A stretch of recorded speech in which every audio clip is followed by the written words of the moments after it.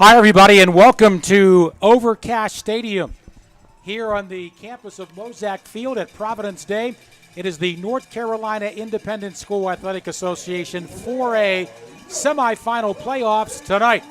It is the visiting Knights of Charlotte Christian and the Chargers from Providence Day. Hi, everybody. I'm Tim Donelli. My privilege and pleasure to call the play-by-play. Our color analyst, the very own Holden Manna. And Holden, we kind of knew it might come down to these two teams in the final.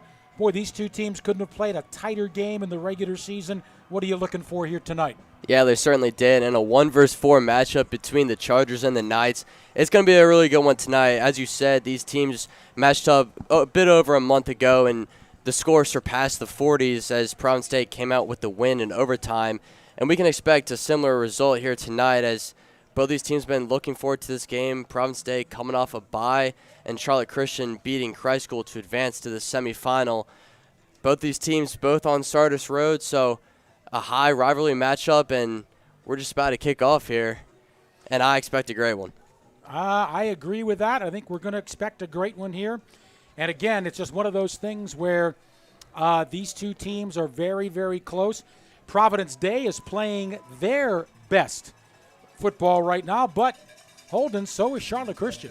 Yeah, they certainly have. Providence Day, I mean, they let up over 40 points to Charlotte Christian in their first matchup, but ever since then, their defense has really stepped it up as of late against Raven Gap and Charlotte Latin. So that's what's really going to come down to tonight, Tim, is who's able to get the stops on the defensive side of the ball, because we both know that these offenses are really high-powered. Well, Charlotte Christian is going to be kicking off. So the Chargers will get the football first. Trip Woody is going to be kicking off, I believe. Yep, number 82. And Holden, hang on to your seat. We got a good one coming tonight. So glad you joined us here on our live stream. We're going to give you a chance to make some comments as well. So we look forward to that as well. All right. Woody approaches the football. It's a short kick. Be taken up by the up back at the 20-yard line.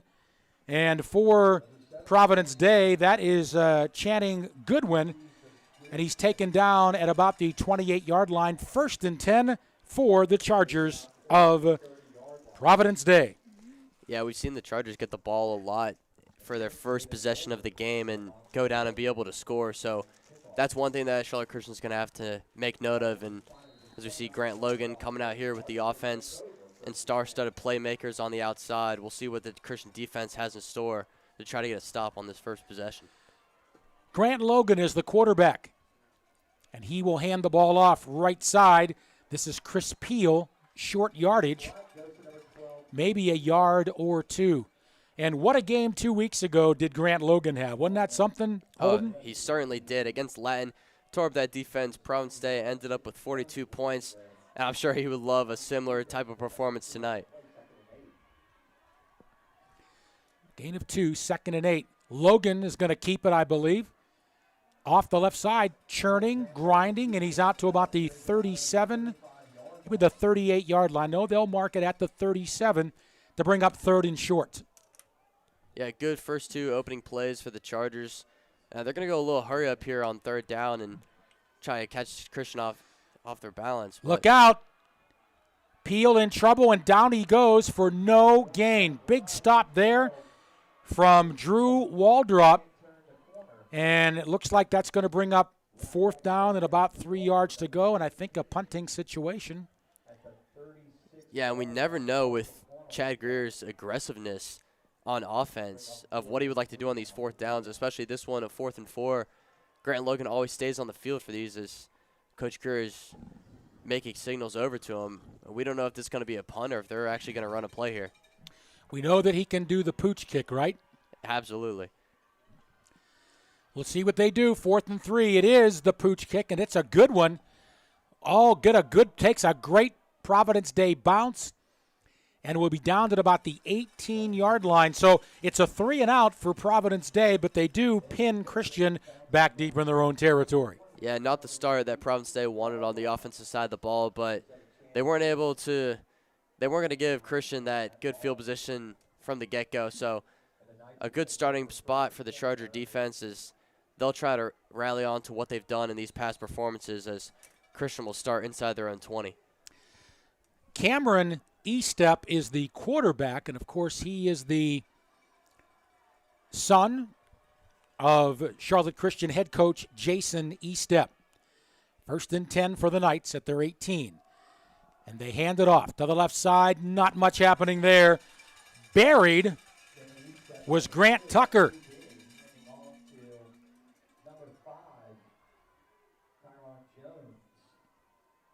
Yeah, or was that number 5, Kyron Jones, with the ball? It looked like it might have been, but Grant Tucker's also a name that we'll be calling out many times tonight. Christian, as well as Providence Day, has a lot of playmakers on the outside for Cam Estep as he's going to go in shotgun again. It's a play-action pass. It's up the sideline, complete. Fighting for the first down is Gage Reel, but I believe he's going to be stopped short of the first down. Yeah, we'll see where they mark him. This is going to be really close. A good little play there from Charlotte Christian, though, on 2nd down, and we still can't see the spot, and they are going to give him the first down. All right, it was enough for the first down. So the Knights get an initial first down on their first possession, and they have it now at about the 29-yard line. 1st and 10. Snap to Estep. He will roll left, looking, now firing incomplete. Looking there for Kyron Jones and overshot him. Pressure there, too, coming from Providence Day.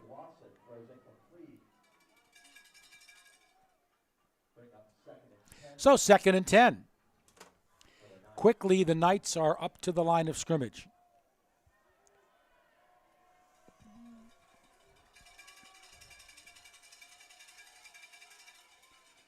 Snap to Estep. Trying to turn the corner. Smothered for a loss of 2. Again was Kyron Jones. And in there, a guy, we're going to call his name a lot tonight, Holden. You know that. Keon Abdul-Rahim. He is a real leader on that defense, and he makes a lot of tackles every game. No, he definitely is. And it's never just one Charger. You've got about 5 Chargers in that backfield. And that time, Keon was joined by others like Liam Gruhl and Harrison Barnett. And this is going to set up a 3rd and long. 3rd and 12. Estep to throw. Near sideline. Caught and dropped by Micah Gilbert. I think he might have been short of the first down, although he would have had a chance to maybe wiggle his way through, but that's going to bring up 4th down and 12. And Holden, the Chargers did give up a first down, but quickly stopped Charlotte Christian on their next offensive possession. Yeah, they did, and judging by where Jordan Shipp is standing back to receive this kick at his own 38-yard line right now, I think the Chargers are going to have good field position on this next drive, depending on the punt from Charlotte Christian. It's going to take a great Christian bounce and gobbled up by the Providence Day return man. And then it's Jordan Shipp, and he's taken down immediately. But back on offense come the Chargers, 1st and 10 at their own 30-yard line.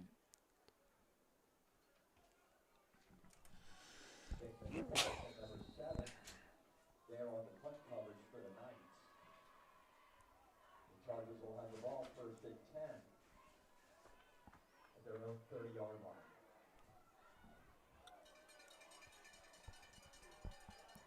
Here comes Logan and the offense back onto the field, and they're not wasting any time trying to get a different result from that last 3 and out. Pass to the left side, breaking a tackle and picking up 6 or 7. Hey, Adam, can we turn the lights off? Yes. Oh, no, I was just looking for some water. Okay, thank you. There we go. We can see better. Thank you. Picks up 7 on the play, 2nd and 3.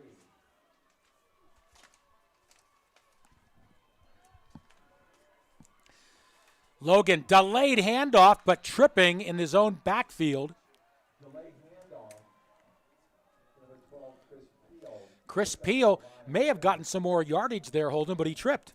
Yeah, not much going there for the Chargers, and this is already going to bring up another third down on their first possession here of the drive, and not really a spot that the Chargers want to be in. Although it's only 3rd and 3, the Chargers really can't afford another 3 and out here in their second drive, as Logan is alone in the backfield and making signals to the sideline.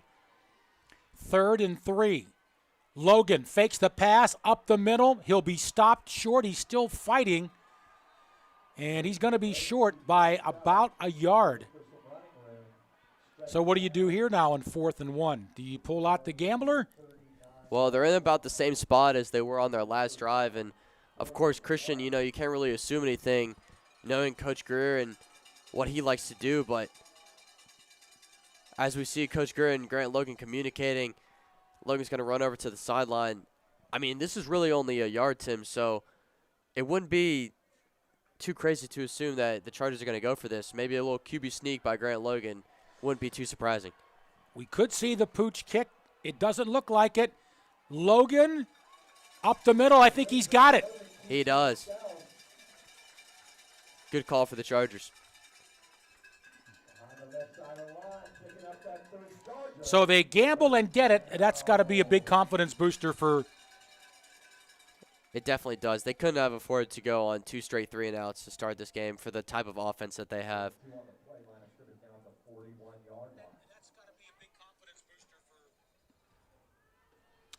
Now we've heard from Robin Kitchen already on our, and she says, "Let's go Chargers," on our YouTube telecast, Providence Day Sports Network. Man, this front four for Charlotte Christian is doing the work at the line of scrimmage right now. Logan hasn't been able to really go anywhere. It's such a dual threat and a physical quarterback. He's been stuffed at the line of scrimmage, stuffed again once right there. It's going to bring up 2nd and 10. Now we get trips to the right. Logan to throw. Looking's got a man. It's caught at the 45-yard line. 1st down and more all the way down to the Charlotte Christian 39-yard line.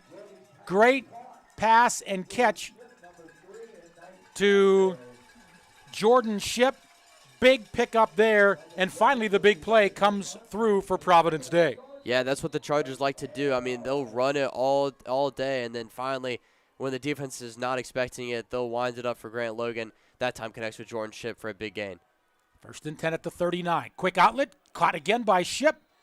Maybe picks up 3 or 4 and knocked out of bounds there by the Knights' Christian Van.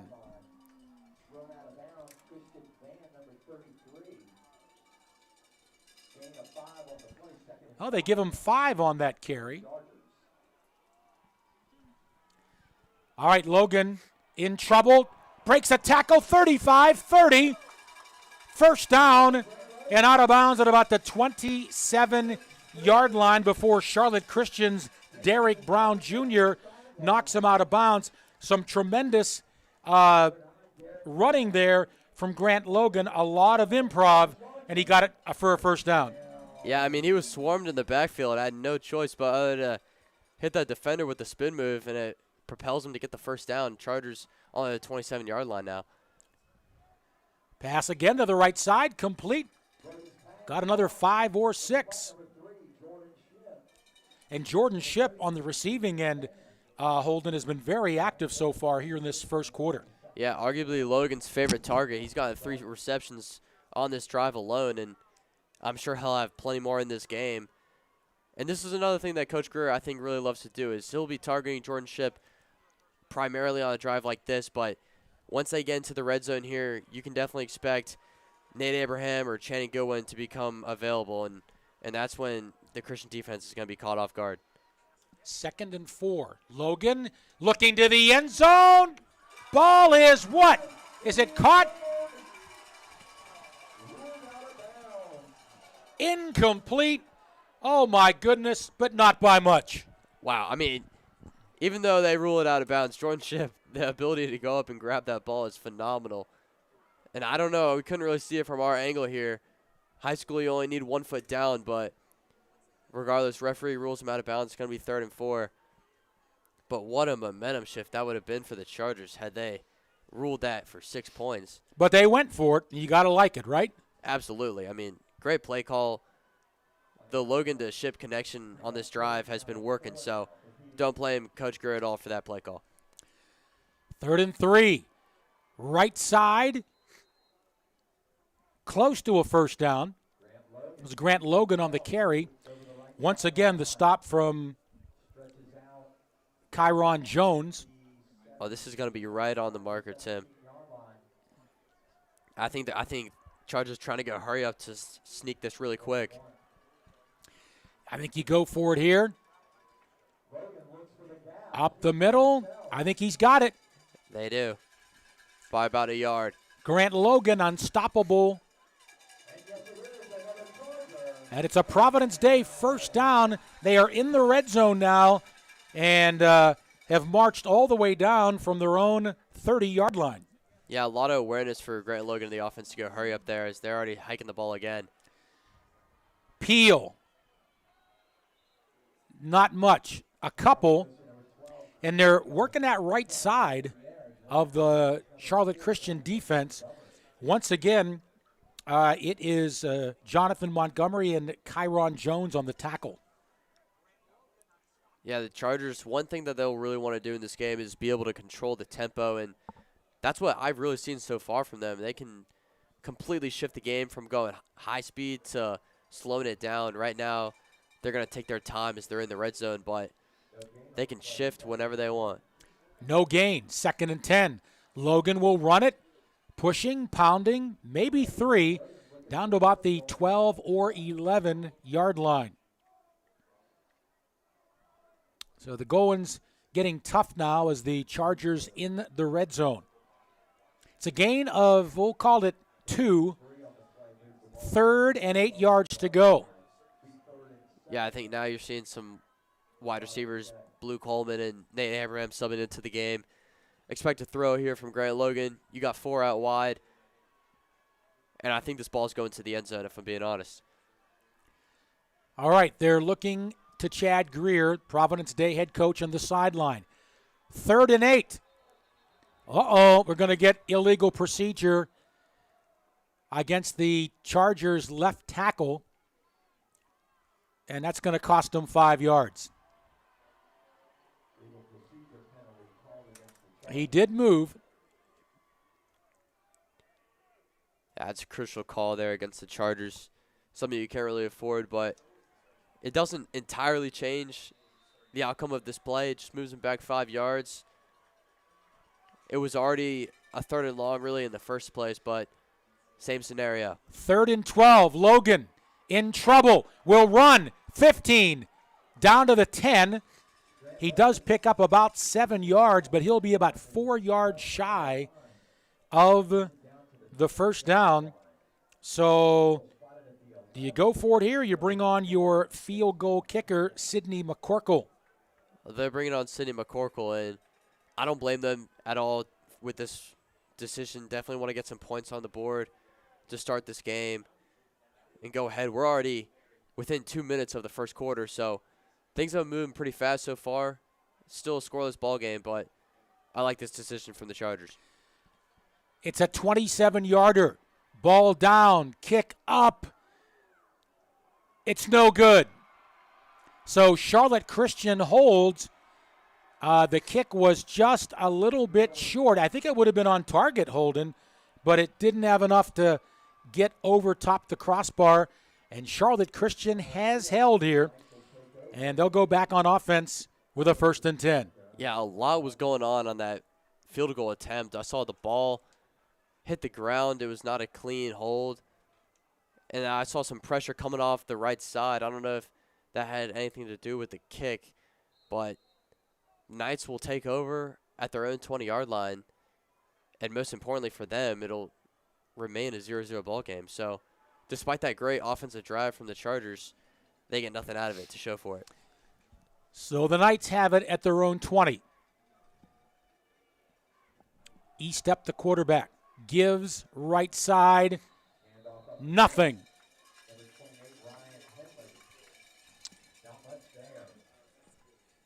Yeah, and we'll see how hurry up the Knights are willing to go. approaching about 120 left here in the first quarter. They're not really in any rush. And I think the Knights are also going to try to slow this game down as well. I mean, both teams are really trying to control tempo here. And both teams have really done a good job of it while they're on offense. It's a gain of 3. Surprised. Didn't think he got that much. High snap. Pitch right side. Cutting back. 29, 30. Close to a first down. And group hug at the 30-yard line. Yeah, that's going to move the chains for the Knights. They haven't had too much difficulty, at least getting first downs at least. I mean, they haven't gotten too many yards so far in their drives, but Ryan Henley, enough for the first down. First and 10 for Charlotte Christian at their own 30. No score. Henley again breaks a tackle across the 35, and good yardage, rips off about 7 on the carry. yeah, I mean, and we've only really got about maybe one more play on offense for the Knights, if that, in this quarter. And this is looking really different from when these teams matched up in the regular season. A 0-0 ball game to end off this quarter compared to a very, very high-scoring affair back over a month ago. So it'll be 0-0 going into the second quarter. Knights will have the ball. Fast-moving first quarter, wasn't it, Holden? It certainly was. And this time we want to recognize our outstanding teachers here at Providence Day. If you look around, you may see All right. faculty wearing a white football uniform. Thank you, Adam. Appreciate that. Great. Awesome. So, first quarter, and Holden, your impressions. Providence Day had the longest drive of the football game, but boy, the defenses really hunkered down there in that first quarter. Yeah, with the momentum that Providence Day had on that drive that took up the majority of this first quarter, you would think that they would definitely get some points out of that, and that's what they definitely wanted. But, I mean, give credit where credit is due, and that would go to the Christian defense. They were able to prevent Providence Day from scoring, forced a field goal attempt. That was no good, so that's what kept this game tied. And if you're the Christian offense, you're going to want to move it a little bit faster, I would say, because keeping up with this Providence Day Charger offense is very tough to do. So Cam Estep and the Knights, with all the playmakers they have, I think you're going to see them move the tempo up a little bit this quarter. 2nd and 3. Fake to Hensley. Estep fires and cannot connect on the near sideline to Micah Gilbert. He overshot his receiver. So here's a 3rd and 3 yards to go coming up for Charlotte Christian. A big stop needed here by the Chargers defense. Yeah, definitely. And with the way that Christian's been running the ball, I mean, Estep hasn't really made too many throws. That one was incomplete to intended for Gilbert, but I would expect a run here on 3rd down. Only need 3 yards. This is something that they've been doing all game. 3rd and 3. 1 back behind Estep. Now 2 men jump in motion. Estep hands it off. Henley got the first down. Up across the 45-yard line. He found a seam between the right guard and right tackle. And he gets the sticks. And it is Charlotte Christian continuing this drive that began back at their own 20. And they are now at their own 45-yard line with a 1st and 10. Yeah, with the way he's been running it so far, I think Ryan Henley's going to be getting his number called way more tonight. This Chargers defense just really doesn't have an answer so far for the Christian run game, and that's something that they're going to have to figure out really quick. Henley, off the left side, still on his feet, has another first down at the Chargers' 45-yard line, and the Knights have found something going here with Ryan Henley. They certainly have, and this is going to give them momentum. Now they're in Charger territory for the first time. And I think this is only going to make their offense move a little bit faster. I mean, with the highly talented players they've got on the outside, like Grant Tucker and Micah Gilbert, I'm surprised they're running the ball this much. This time, it is Christian Van. And he's got a big gainer. And the Chargers defense regarding the run game on their heels a little bit right now. Yeah, they definitely are. They really have no answer. They're just getting punched in the mouth a little bit here, and it's tough. I mean, with the speed that the Christian offense is going at, it's hard to ask your defense to make that many stops on the run consistently this time of throw. Incomplete. And they were looking for Christian Van at about the 30-yard line. So third down and a long 3. Yeah, this time be expecting a run once again. I mean, they haven't really had too much success with ESTEP throwing the ball thus far.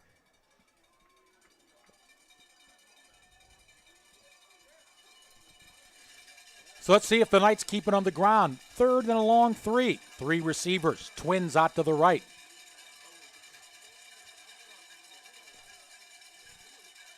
Snap to ESTEP. Delayed handoff. Jones. He'll be close to a first down, and he may have it. It'll depend on the spot. I think regardless, they're going for it. He looks to be about less than a yard short, but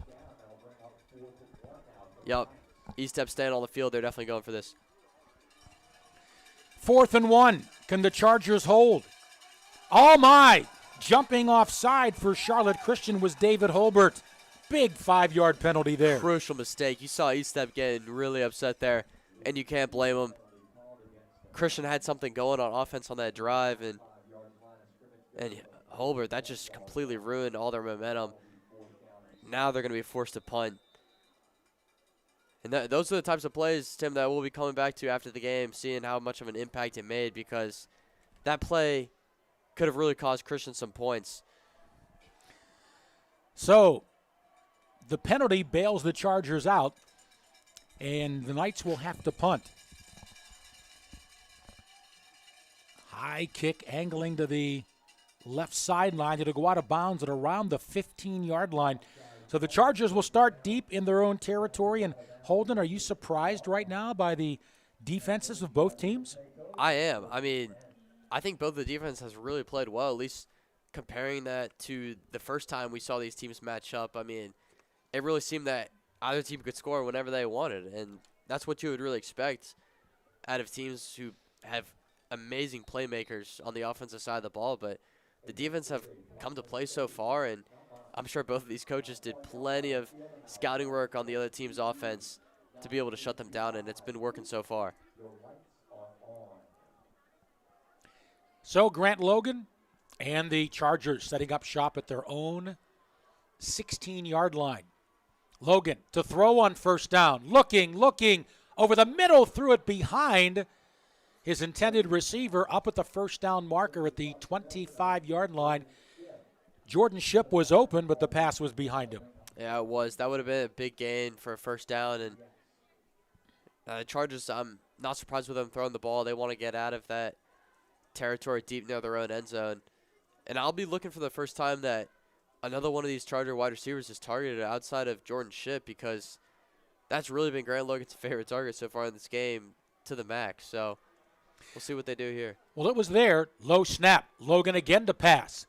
Looking, firing, and again overshoots his intended receiver up at the 30-yard line. And it looks like right now, even though they're deep in their own territory, it looks like Providence Day feels they can do something in the air. Yeah, it really does. I mean, they've had the opportunities to. Grant Logan's just missed on back-to-back passes, but I'm sure they'll go back to the same play call and try to pick up this first down through the air. So the Chargers need 10, 3rd and 10 from their own 16-yard line. I'm Tim Donelli with the play-by-play, joined by my excellent color analyst, Holden Manna, from Overcast Stadium here at Mozak Field. Logan to throw on 3rd and 10. Fires. He's got a man. It's caught at the 35-yard line. Breaking through, it's Jordan Shipp.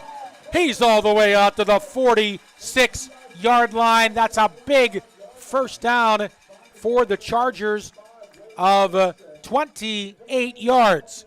That is exactly what the Charger offense needed. Grant Logan really looked like he had nothing on that play, throwing it into triple coverage with Jordan Shipp, but You know he'll come up with that ball if it's thrown well. Big first down. Screen pass complete. 50, 45, another first down for the Chargers. Set up very, very nicely that time, and Chris Peel rips off about 12 for the first down. And Holden on that big play earlier to Jordan Shipp on the 3rd and 10. How about that pass protection for Grant Logan by the Chargers? He had a lot of time to throw. Oh, he definitely did. It was great. And to be able to see that and recognize Jordan Shipp in some deep coverage, he was able to put a money throw right on the face mask. And if I'm the Chargers, I want to keep moving fast. First run in the last 5 plays, and it doesn't yield very much.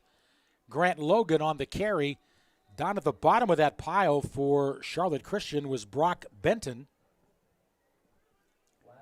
And we have our first penalty. No, second or third penalty marker. I was thinking the same thing. Okay. Waiting for the call here. Illegal procedure against Providence Day. I think we've had 3 penalties so far. 2 against Providence Day, 1 against Charlotte Christian. All of them have been illegal procedure. Right, except, I mean, although they're only 5 yards, the one against Charlotte Christian really hurt them the most on that 4th and 1. But this one just moves it back. Chargers 5 on 1st and 15. Little razzle-dazzle. Logan throws. Look out! It's almost intercepted at the 28-yard line. Kind of a Hail Mary throw-up. Armonte Ferguson almost picked it off. I think lucky for Providence Day there. Yeah, I mean, and the pressure got into the Charger backfield almost immediately. Grant Logan throwing off his back foot. Luckily, that one was not intercepted for him, but the Chargers' O-line's got to be better there on that play. It was a good play design, though, on the flea flicker. All right, 2nd down and 15 for Providence Day. 8:05 to go, first half. Logan to throw. A lot of time. Over the middle. Incomplete. I think, was that Jordan Shipp? Looked like Channing Goodwin. Or Channing, you're right, Channing Goodwin, number 7. And it looked like he could have made that throw, but I think he felt a little pitter-patter coming after him that may have taken his concentration away there. I thought so. I mean, that's a rare sight to see Goodwin not come down with the ball that was in his hands, but he had one guy trailing his hip in coverage and then another safety coming over the top. So that's going to bring up a 3rd and 15 for the Chargers, and expect this one to be through the air as well. If I'm a coach, I'm maybe thinking screen pass here. Logan to pass. A lot of time. Now looks, he'll run the ball. Cuts back, and he'll get about 6, but tackled from behind, and a good open field tackle there by Derek Brown Jr. So now the Knights are really looking at 4th down and about 9 yards to go. Now, this is where I love to see Coach Greer's play calls, because I have no idea what he's going to do right here. 4th and 9, would not surprise me if they go for it. But this part of the field is so interesting. You could either give Christian very bad field position if the punt is good, or you could get this first down. I'm going to kick, but they're going to pass. Logan, near side. Is it caught? It is for a first down. It's Jordan Shipp. Once again, he dove low for the football, Holden. And, boy, I'll tell you what chemistry right now between Providence Day quarterback Grant Logan and wide receiver Jordan Shipp. They are in sync about as much as you could possibly be right now. Yeah, they're absolutely in sync. Not a lot of coaches will be willing to let their offense roll through with that play, but with the way that Logan and Shipp have been connecting on the past few drives, it's a no-brainer for Chad Greer. Handoff. Left side, Peel. Maybe got back to the line of scrimmage. Gang tackled there, and leading the way, Jonathan Montgomery, a junior for Charlotte Christian. And really, the run game, except for a few plays by Grant Logan, have not been working, but the Chargers have been finding success through the air. Yeah, I would have to think that Coach Estep at Charlotte Christian must have put most of his game plan into stopping Chris Peel, and I don't blame him for that decision at all, but it's definitely going to open other things up for Jordan Shipp and Channing Goodwin on the passing attack. By the way, I want to say hi to Eric Moore. He's from Myrtle Beach. Turned in to see G. Lowe. And he says, wow. All right, pass over the middle, incomplete. Big pressure coming for Charlotte Christian from Odero Arizu, I beg your pardon. My bad on that one. Odera Arizu. Third down now and 9 yards to go. And somebody forgot to pick up Odera Arizu, and he was putting big pressure on Grant Logan. Matt Spence, also watching tonight, says, gotta love Jordan Ship. You better believe it. 3rd and 10. Logan to throw, under pressure again. He's got a man. It's caught at the 14-yard line. First down, Providence Day. And again, the third down conversion rate of Providence Day has been amazing here in the first half. Yeah, these are some money throws by Grant Logan, this time connecting with Channing Goodwin. And both of these throws, the past ones that have converted for the first downs, have been over 10 yards and into double coverage. That one almost looked like it was into triple coverage, thrown off his back foot. Now Providence Day inside the Christian 15-yard line, looking to score. In the red zone, in the shotgun formation, Grant Logan. Snap. Logan to throw to the end zone, incomplete. He was looking for Jordan Ship, his favorite receiver so far, and good coverage there for Charlotte Christian's Armonte Ferguson. He was right there with Jordan Ship, but that's one-on-one coverage, Holden, and that's what the Chargers want. Yeah, I mean, I don't really know how confident you could be playing one-on-one coverage against Jordan Ship in this part of the field if you're Charlotte Christian, but they decided to on that play, and they might be doing it again here. Expect another ball to go his way. 5:23, first half. 2nd and 10. Hold it at the snap. Penalty marker, and I think it's a timeout. And the timeout is against who? It's against Charlotte Christian. So Jason Estep, the head coach of the Knights, wants to talk it over. And been some nice gambles here by Providence Day head coach Chad Greer.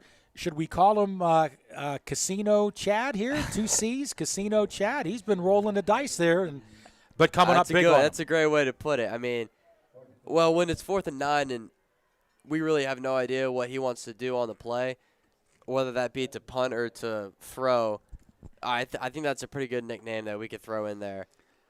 It's a chilly night for football. It's paid off. It's paid off for him. Chilly night for football, but it's a great night for football. Again, I'm Tim Donelli with the play-by-play. My privilege and pleasure to be a part of the Providence Day Sports Network, joined by Holden Manna, a student here at Providence Day. And Issa, right? Last name. Mendoza. Issa Mendoza in our broadcast booth. Adam Lawrence as well helping out. Thanks for the great job, folks. 2nd and 10 for the Chargers at the Christian 15. Logan to the end zone, overshoots his intended receiver with tight coverage there by Kyron Jones. Yeah, this is going to be a 3rd and 10 now. And the Chargers, two just missed throws by Grant Logan in the past 2 plays. This next throw has to be on target. And but it is 3rd down, right? That's where the Chargers have been their best tonight. That's where Grant Logan throws on the money, so we're hoping to see that again. 3rd and 10. Trips out to the left. Look out. Logan fumbles the football, and Christian has got it. Falling on the football for Charlotte Christian.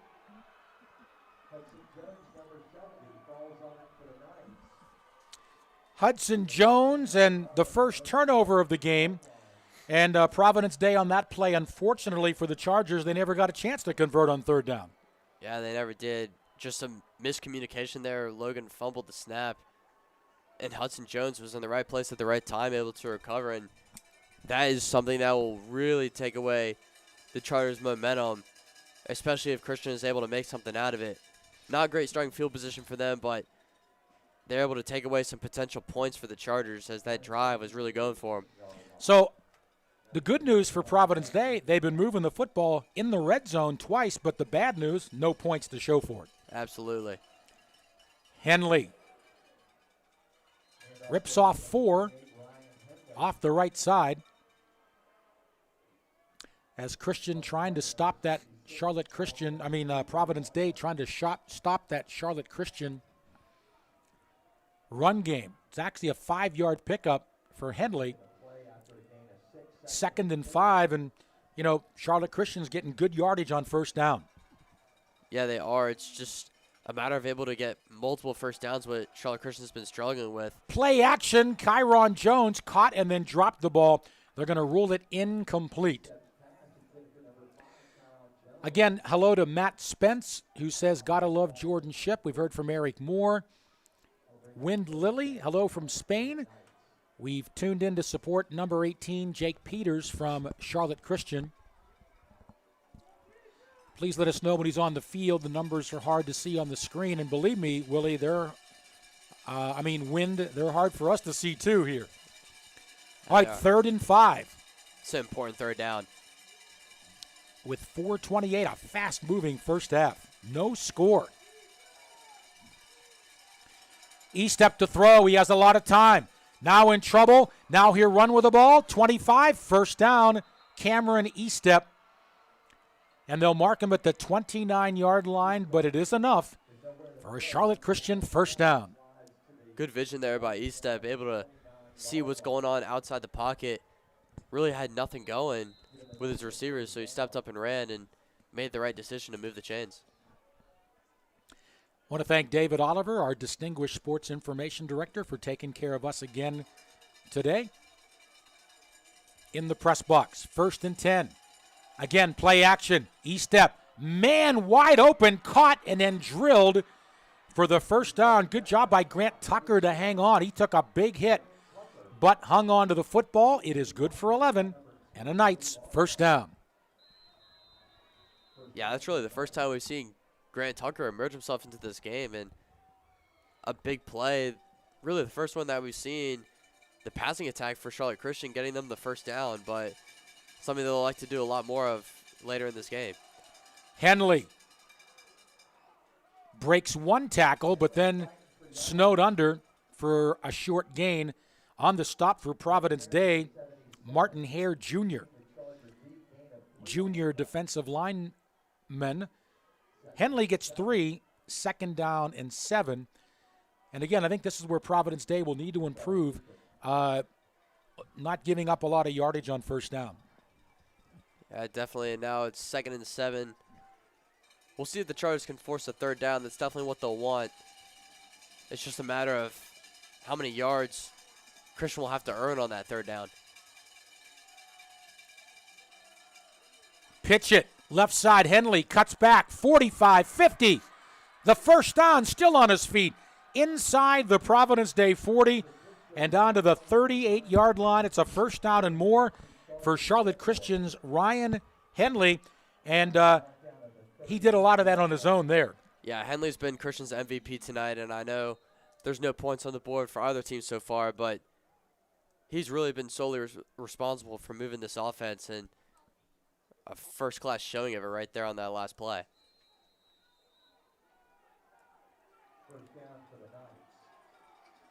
So Charlotte Christian at the Providence Day 38-yard line, 2:33 to go in the football game. Hello to Jackson Troll, who's also watching our live stream on the Providence Day Sports Network. All right, the Knights are on the move here. Henley slipping there for only a yard. And how about the turf helping out the Chargers on that one? Is Henley slipping? They're actually going to say no gain. 2nd down and 10. I'm Tim Donelli with a play-by-play, joined by Holden Manna, our color analyst. 2nd and 10. Knights might want to hurry up a little bit here as the clock's moving inside 1:45 now in the first half. Play action, Kyron Jones, nothing doing. Snowed under And maybe a half-yard gain, probably at the line of scrimmage. And this is what Providence Day wanted, 3rd and long, and they finally got it. Yeah, so Providence State's going to take a timeout here. 1:35 remaining in the first half. And, Tim, if you're Charlotte Christian, do you want to try to move this ball and go through the air and try to get a first down on 3rd and 10? Or excuse me, maybe 3rd and 11? Or are you going to run the ball and try to waste some of this clock so Providence State does not really have an opportunity to go score? Yeah, that's going to be a tough decision for Knights head coach Jason Eastep. I'm probably going to run the ball because then you're only going to give Providence Day about a minute to be able to have the football, and you can go to the locker room at 0-0 if you don't get the first down. And also keep in mind the Knights will get the football to start the second half. And, I mean, regardless, they've been running the football probably better than they've been throwing the football throughout this game with Ryan Henley in the backfield. So it's going to be interesting to see their decision as 3rd and 9. Eastep to throw. Left sideline, he's got a man. First down. Ball is caught by Micah Gilbert and out of bounds. And the Knights have not had a lot of success through the air, but they pick up a big 12 yards and a first down. They're in the red zone now, or beg your pardon. They're down at the Providence Day 25-yard line.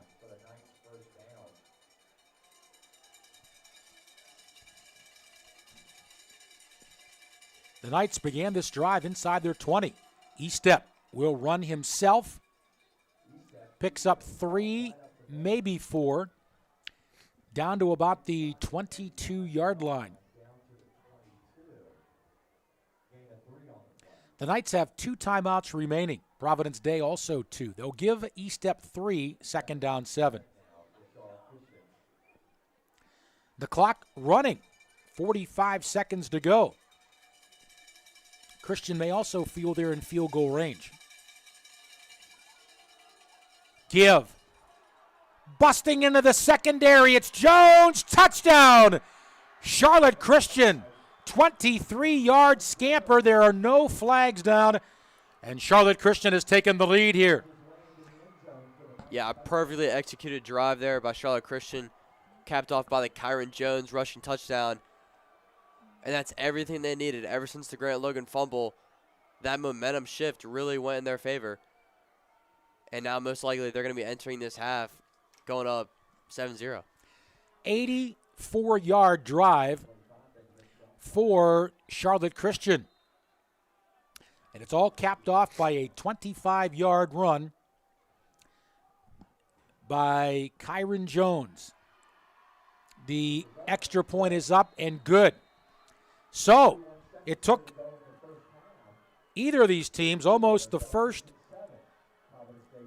24 minutes of the football game. But with 31 seconds to go, the Knights will get on the board first. It's 7-0.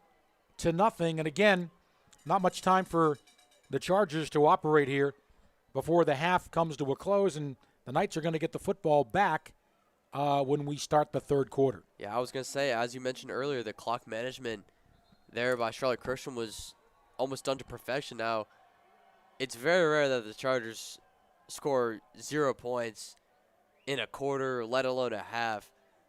And with the Knights getting the ball after halftime, the momentum in their favor, this really puts the Chargers in a hole that they haven't really seen so much as of late. So, a phenomenal coaching job by Coach Eastep of the Knights in this past drive, and the clock management was almost done to perfection. But let me say this, in some of the last several games, especially the game against Rabun Gap, boy, the Chargers came on strong in the second half. So we got a lot of football to be played yet. Certainly, a lot of football to be played. Certainly the Knights getting the lead is important. All right, look out, Providence Day in trouble. Now trying to turn the corner and cutting upfield with room. Up the sideline and out of bounds at the 44-yard line. Turning nothing into something was Channing Goodwin. Only 20 seconds left, but the Chargers have the football at their own 43. Yeah, and I don't know. I believe the Chargers have 2 timeouts left. So if they want to go on a really deep pass, maybe try to get out of bounds. If not, call a timeout. Then they'll definitely have an opportunity to hit the end zone before this half ends. All right, see what Grant Logan will do. He'll throw it. Over the middle, it's caught and dropped by Jordan Shipp. Would have been enough for a first down and probably to the Knights' 42-yard line. Now Might have had a 15 chance seconds. for a Hail Mary or something there at the end. But it will bring up second down and 10, 15 seconds left. We will recap the first half of play. By the way, we got Chick-fil-A sandwiches up here, Holden, but I'm going to give mine away if anybody would like to have a second. I've lost 94 pounds since March the 12th, and I got to give that sandwich away. Logan to throw. In trouble. Tried to throw, but then nobody available. Steps out of bounds with 7 seconds remaining. Just didn't have enough time to get rid of that football. So, who wants my Chick-fil-A sandwich? Are we going to give it to ISA or Holden? ISA is deferring. I've already got mine. I think I'll be all right, but We'll find somebody around here that'll take it. maybe Adam. It's a good sandwich, but I just I can't have it. I'll give it to Grant Logan if he gets a touchdown pass on this drive. Okay. If it's a Hail Mary. Are we going to get a timeout here with 7 seconds remaining? Holden and I will recap the first half of play, give you our thoughts and observations. Holden will also tell you what has happened last week in the semifinal game, and then we will see if we can find a score on that Rabun Gap Charlotte Latin game. The winner of this game, if it is Providence Day, will be right back here for the state championship next Friday. If Christian would win, then we'd have to see the winner of the Latin Rabun Gap game, and then the highest seed would host the state championship. Right, and all the teams that remain in the playoffs, Providence State has beaten, so it's nothing new, nothing that they haven't seen before. Although Christian is up 7-0 right now, kind of got the Chargers on their heels going into halftime. And thanks to all of the folks who chatted in. You can still do that on our YouTube Providence Day Sports Network feed. Logan will roll to the right. He is under pressure. Looking, now going to throw. Intercepted at the 25.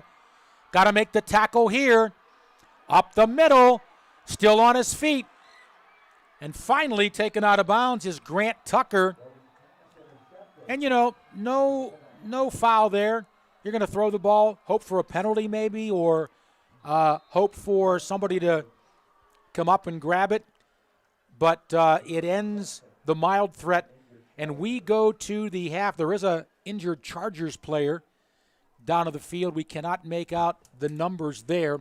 But the first half has come to a close, and it is Charlotte Christian with that late drive in the first half that ends up taking a 7-0 lead. And Holden, Manna, your first half impressions.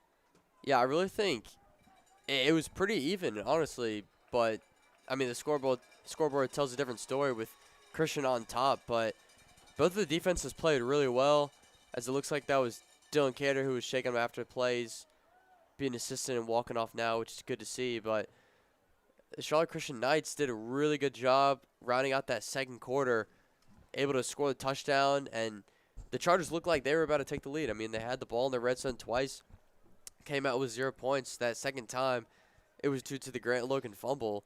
So a lot of different things that could have been changed in that first half, but there's still a lot of football left to be played. So nothing to jump to conclusions about just yet in this game. Still got a second half to play. And again, Providence Day also missed a field goal as well. That is right. A 27-yarder that could have put points on the board, but they did miss that. So we go to the half here at our North Carolina Independent School Athletic Association semifinal 4A game between the Knights of Charlotte Christian and the host, Providence Day Chargers. The Knights with the lead, 7-0. Let's recap The only score of the game, it came late. 1:35 left in the quarter. Charlotte Christian, a 25-yard touchdown run by junior Kyron Jones. The extra point was good, 7-0. And again, the Chargers did march up and down the field, but just have no points to show for it. They were in the red zone 3 different times, but coming up empty on those 3 times. So, Holden, if you are Coach Chad Greer, what do you say to the lads in the locker room here at the half, trailing 7-0? And again, a position that Providence Day really hasn't been in much this season. I'm really going to say whatever he said to them at the half of that Raven Gap game, because during that second half against Raven Gap, they completely flipped the switch and were able to turn it around, and that second half was dominated by Providence Day. So although they're not in the spot that they really would like to be in right now, down 7-0, Christian's getting the ball coming out of the half, I think they'll be fine. There's a lot of football to be played, but the Chargers have definitely got to limit the mistakes and find out what's working on offense. 7-0 is our score, and we're acknowledging some of the staff member here at Providence Day here at the half, and also our Providence Day cheerleaders are doing a routine, and they do a great job as well. And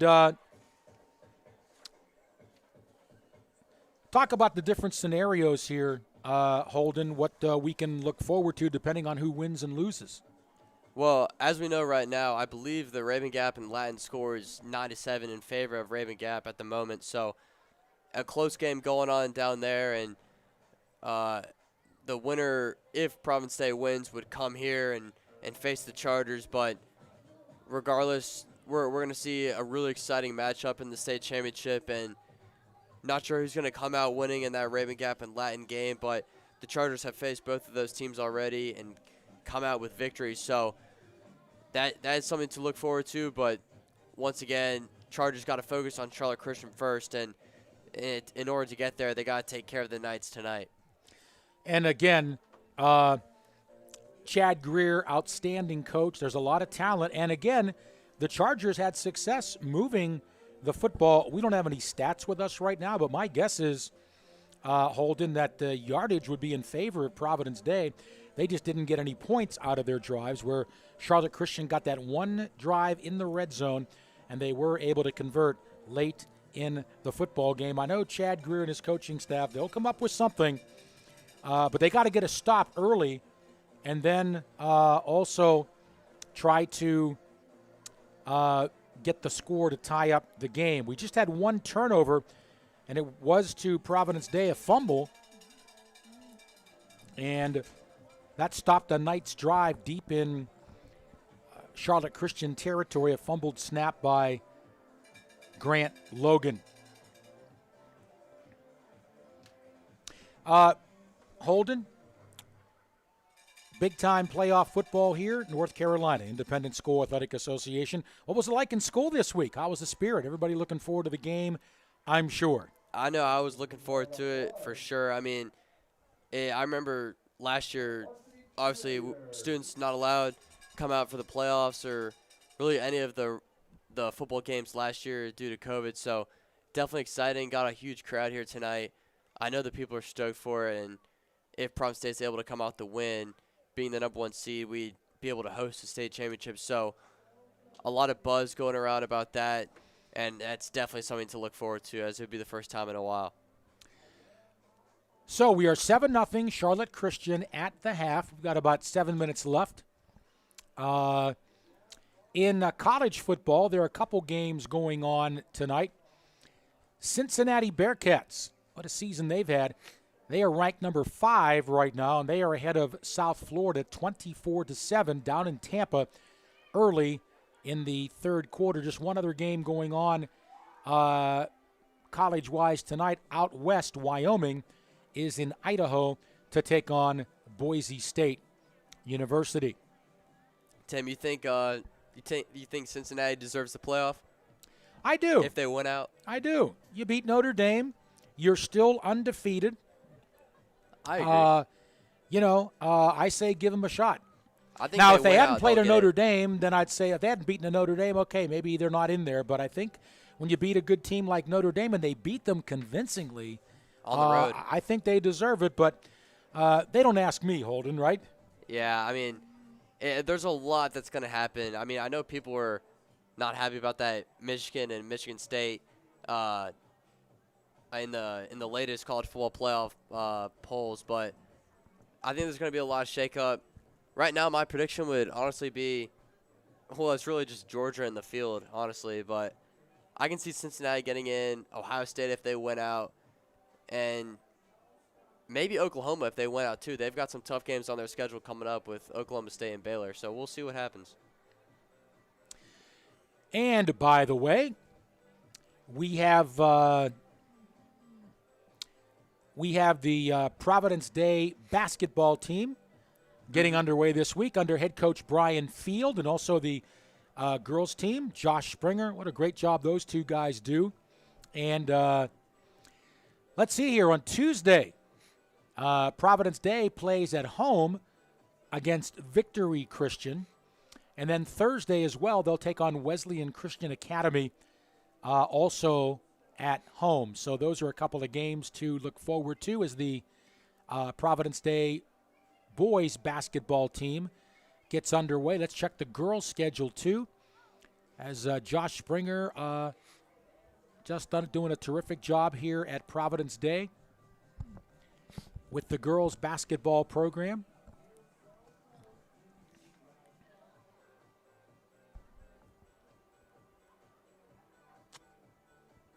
And we'll check that schedule coming up as we're getting into the, and again, same thing. Tuesday, the Providence Day girls team will host Victory Christian. And then on Thursday, Wesleyan Christian Academy comes to Providence Day. Well, I'm Tim Donelli along with Holden Manna, my color analyst.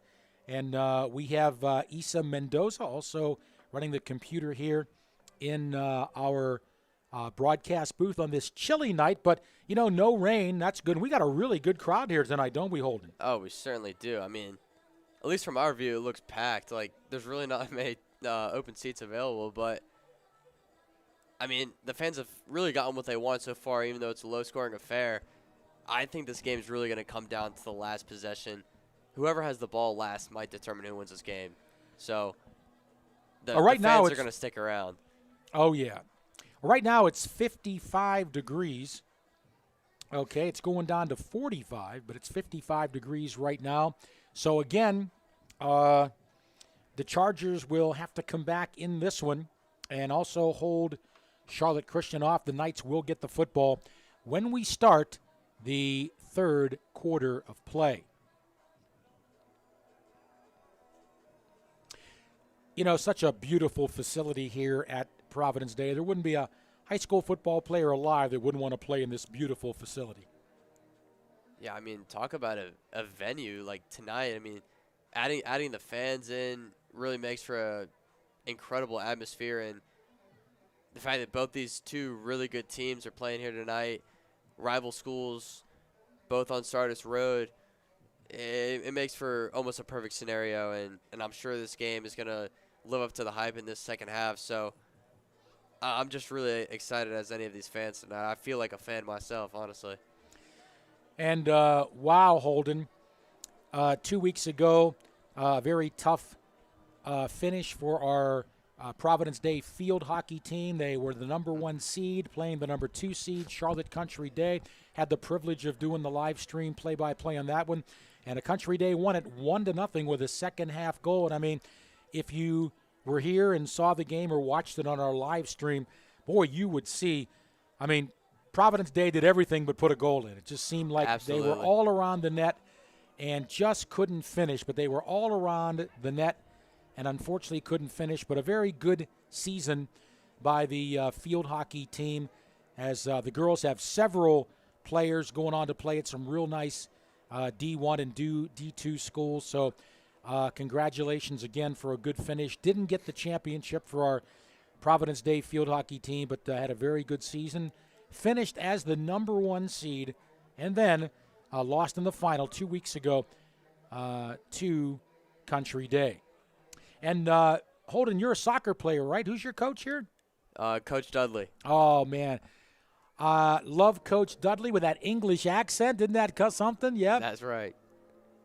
Yeah, and he'll have a team as well. I mean, he's going to be getting ready for the girls' season in the spring, and they went undefeated last year, number 1 team in the country. So Coach Dudley's got a lot to do trying to repeat as state champs with the girls, and I'm sure he'll be able to do that.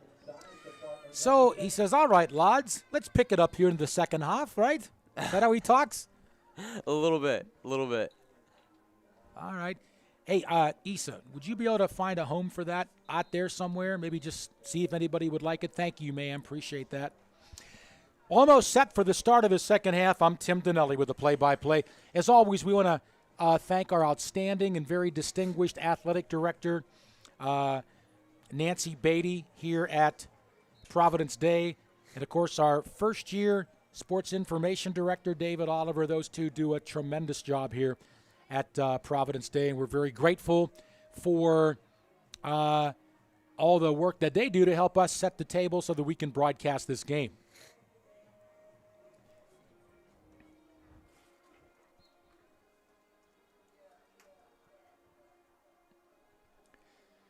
So again, Charlotte Christian will get the football when we start the third quarter. And seriously, how important is it that Providence Day defense comes up with a stop on the first possession offensively for Charlotte Christian? Incredibly important. I don't think either team in this game can afford to go down 2 scores. And Providence Day, already with all the missed opportunities they've had offensively to put points on the board, they're really going to have to rely on their defense in the second half, especially on the first drive that Charlotte Christian gets the ball coming out of the half. So the defense have played well in the first half, but this next drive is going to be their most important one of the game for sure. So we will have the third quarter kickoff for you momentarily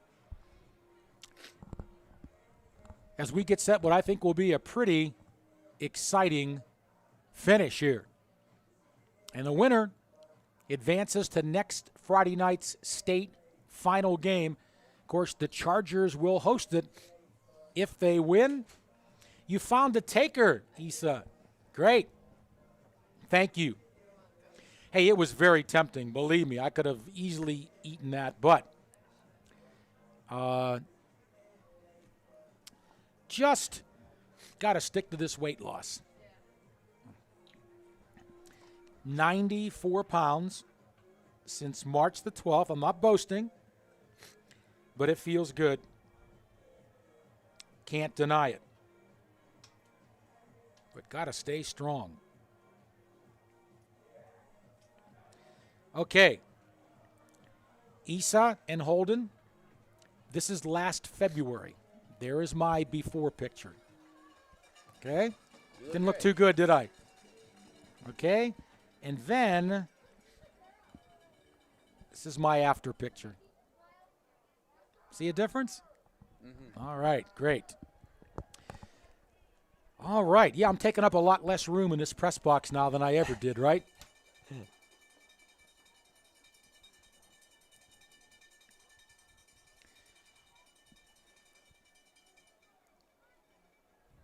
All right.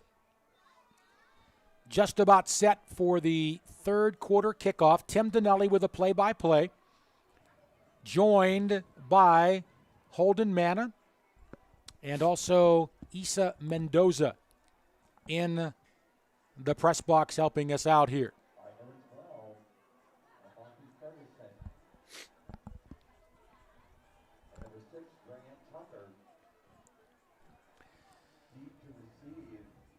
So kicking off will be Sydney McCorkle, a junior kicker.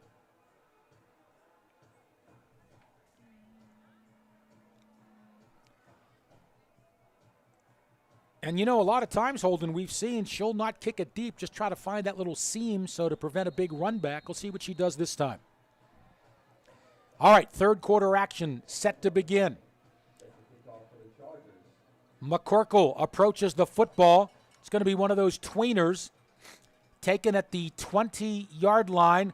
Look out, this is Tucker, or I beg your pardon, it's Kyron Jones.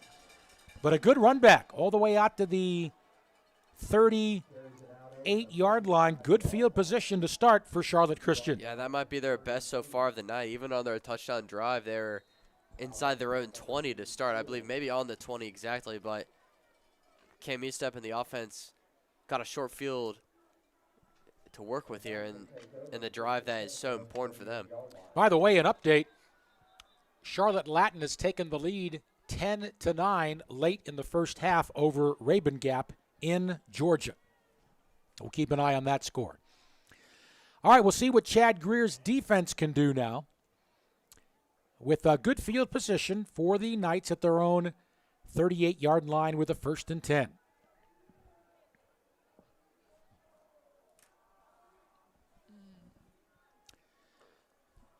I want to thank all the folks who have chimed in on our Providence Day live chat. Jackson Troll, Matt Spence, Eric Moore, Caden Estep, Keith Urquhart, and others. Pitch, left side. Henley cuts back. 35, 40. Out to the 42-yard line. I'm going to give him 4 yards on the carry. Yeah, expect them to stick with Henley really throughout the rest of this game. It doesn't really matter if it's in terms of wanting to pick up yards or work with the clock. I mean, he's been their go-to all night. And Henley, only a sophomore. Snap to Estep. He's going to roll. In trouble, fires. Man wide open at the 45-yard line of Providence Day. That is Gage Reel.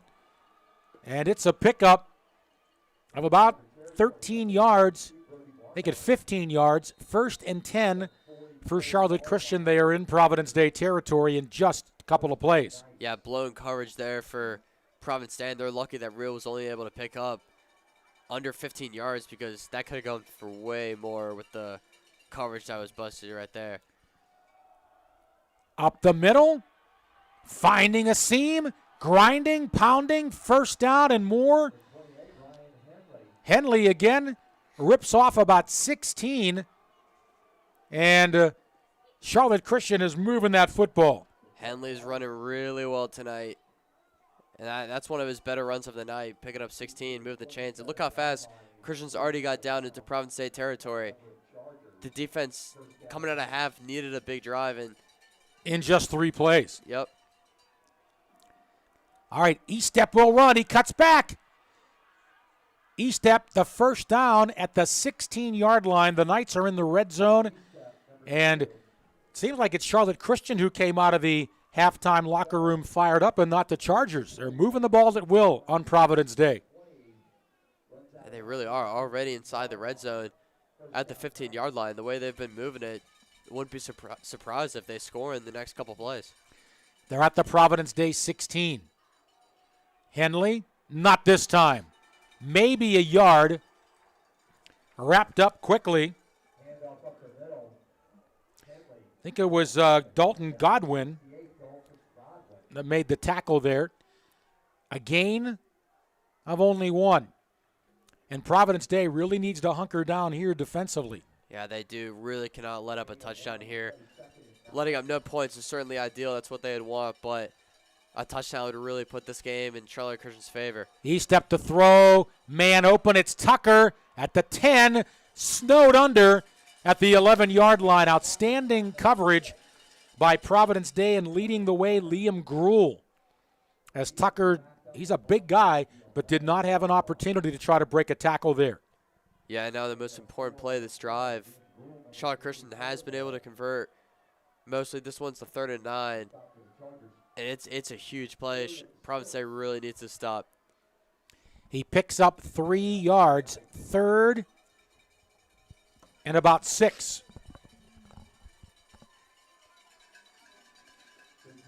for Charlotte Christian.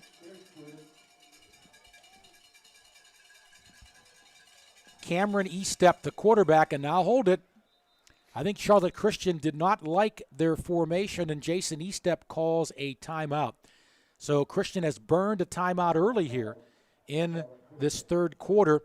They have it third and about 6 yards to go at the Providence Day 12-yard line. The Knights started this drive at their own 39. They're all the way down to the Chargers' 12-yard line. By the way, the very first game of the season, I covered the game for the Charlotte Observer when Charlotte Christian took on Weddington. And it was the first game for Jason Estep to coach his son, Cameron Estep, on offense. And he basically said, I just took care of the defense and let my other coaches deal with the offense. He just said, everybody told me just stay in the moment. And Weddington won that football game. It was close, but Weddington won the game. But a real thrill for Jason Estep to coach his son, junior Cameron Estep, who will be back again for the Knights next season. 3rd and 8. Estep to throw. Looking to the end zone. No, way over top. Incomplete. I think he was looking for Cade Nicholson in the left corner of the end zone. So now what are the Knights going to do here? Looks like they're going to bring out their field goal kicker and try to increase their lead to 10 points. Yeah, and a smart play there from Cam Estep to throw that one out of the back of the end zone. If you're Christian on this drive, you want to have some guaranteed points that you'll know you'll have an opportunity to score. And if that ball was picked off, there was some good coverage against Cade Nicholson there, and Estep did not want to risk an interception. Now they'll have a pretty easy field goal attempt. 28-yarder for Benjamin Shropshire. Ball is down, kick is up, and it is perfect. 28-yard field goal by the Knights, and they increase their lead now to 10-0 as they take the opening drive of the second half at their own 38. They get down to the 12 before kicking the field goal. Boy, I tell you, it's going to be very important now for Providence Day to answer that drive and get some points on the board on their first offensive possession of the second half. Yeah, I mean, and the defense has really been holding. That was a great job on that final few plays there when Christian had the ball in the Chargers' red zone. I mean, the defense only allowed 10 points. I mean, compared to the first time these teams matched up, letting up over 40. So it's really up to the offense that'll determine Providence Day's fate here in the second half. And they've almost been non-existent so far, 0 points on the board. So the Chargers trail by 10 now, but we still have a lot of football to be played. 9:01 to go here in the third quarter. I'm Tim Donelli. My privilege and pleasure to call the play-by-play for tonight's game. Holden Manna, our guest color analyst, and also helping us out in the press box is Isa Mendoza.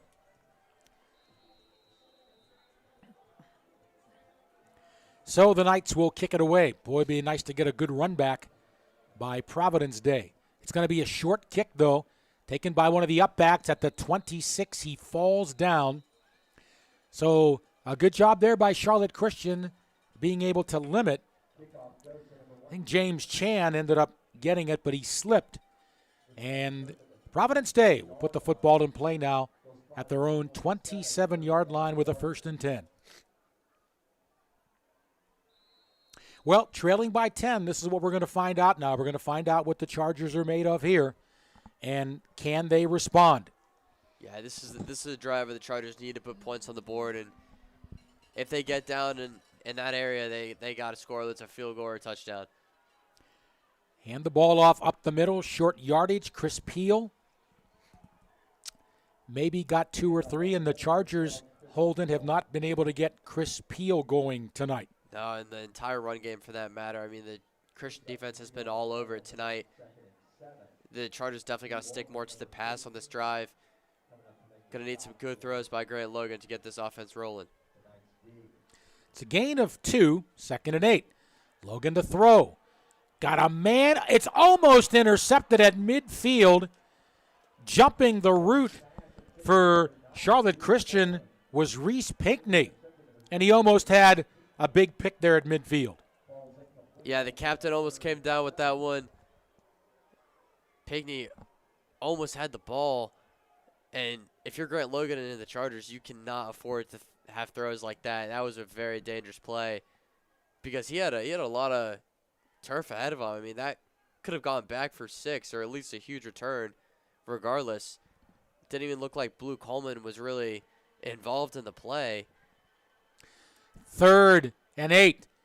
Ball caught. Or was it? We're still looking for the. Nope, it's incomplete. Referee right there said it had hit the ground. We could not tell. It was a bang-bang play there. Jordan Shipley, I think the intended receiver, and pleading his case there to the official, but will not win that one. So now it's 4th down, and Providence Day forced to punt, and Charlotte Christian continues their late first half momentum offensively and defensively. Wow, that's another 3rd and out for Providence Day. I mean, how many times have we seen that tonight? Logan will kick. Fair catch called for by Cade Nicholson, but a great fair catch. Good field position by Charlotte Christian now. They have it at their own 42-yard line with a 1st and 10. And, you know, right now, the Chargers need a turnover, something to change this momentum. A turnover would be what they would need. Turnover is really the only thing that they could have that would change momentum because in terms of the offensive side, they're really getting nothing going. I mean, that 3rd and out, we've seen that multiple times here tonight. And if you're the Chargers defense, you're being asked to do a whole lot here. I mean, multiple drives, and it seems like the Chargers defense is always on the field. So Christian with good field position at their own 42, leading by 10 early in this 3rd quarter. Henley looking to sweep, breaks 1 tackle, but cannot get away from multiple Providence Day Chargers. Liam Gruel leading the way. It'll be a loss on the play. Haven't been too many of those for Henley tonight. Yeah, certainly haven't, but a good way to start this possession if you're the Chargers on defense. I mean, they're going to have to make another stop here, and if you're Christian, you want to score, of course, but you can slowly start to take some of that time off the clock. I know it's still the 3rd quarter, but that's something that we'll be looking at here in the 4th, and it's going to be really important down the stretch. A loss of 4. They give it to Henley again. He'll pick up 2, maybe 3, getting close to the original line of scrimmage. Or I beg your pardon, that was Christian Van, I beg your pardon, not Henley. Christian Van. But it's still going to bring up 3rd down and long, 3rd down, 11 to go. And the Chargers need a stop here. Yeah, I would expect more of a throw here from Charlotte Christian by Cam Estep. I mean, he made a huge conversion on 3rd down with a throw earlier in this game. Estep to throw, a lot of time. Looking, throws, incomplete, almost intercepted. But oh my, a penalty marker thrown. This may be pass interference against Providence Day, but let's wait and see. And that flag came in really late. And I think there were 4 Chargers in coverage on 1 receiver.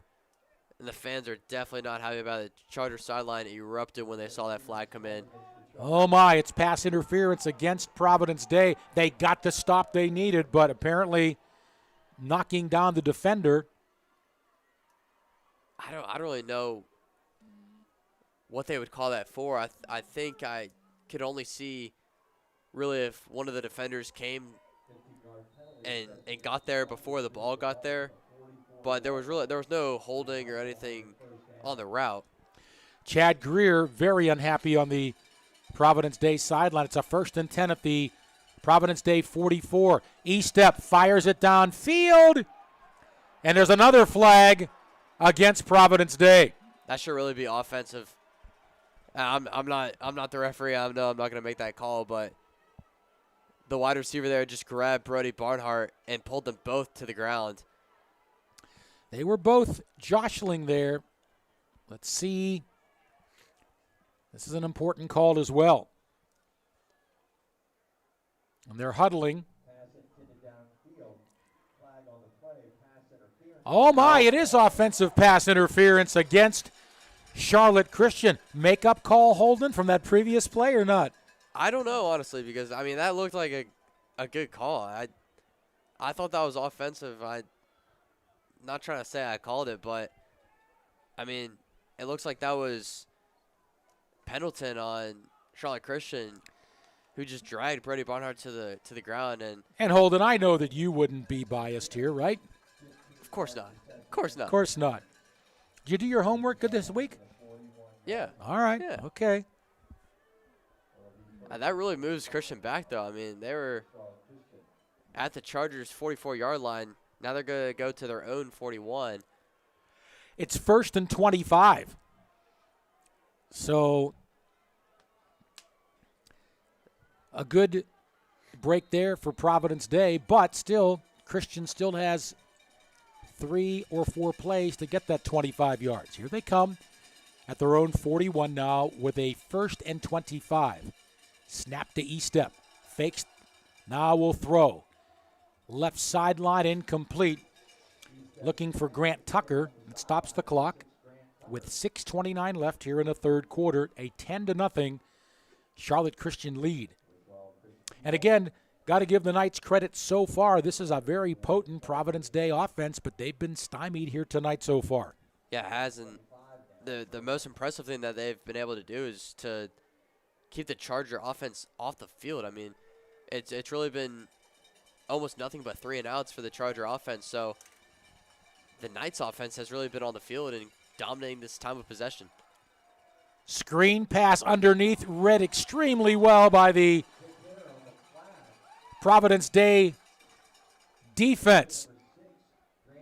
Grant Tucker snowed under, and he lost another 3 yards on the play. Yeah, so if I'm thinking your coach E-step, you just call it draw play on this one. I really don't see them throwing.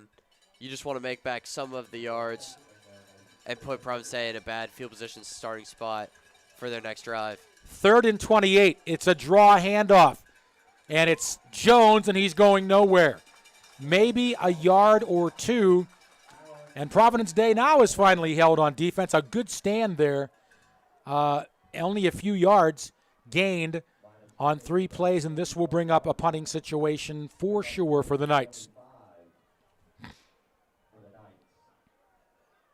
Yeah, and so we said it on the last drive offensively for the Chargers. I mean, but this one they've really got to score. I don't know how many more times they're going to ask their defense to hold for them without putting points on the board. And that It's blocked. The punt is blocked. It's picked up by the Chargers.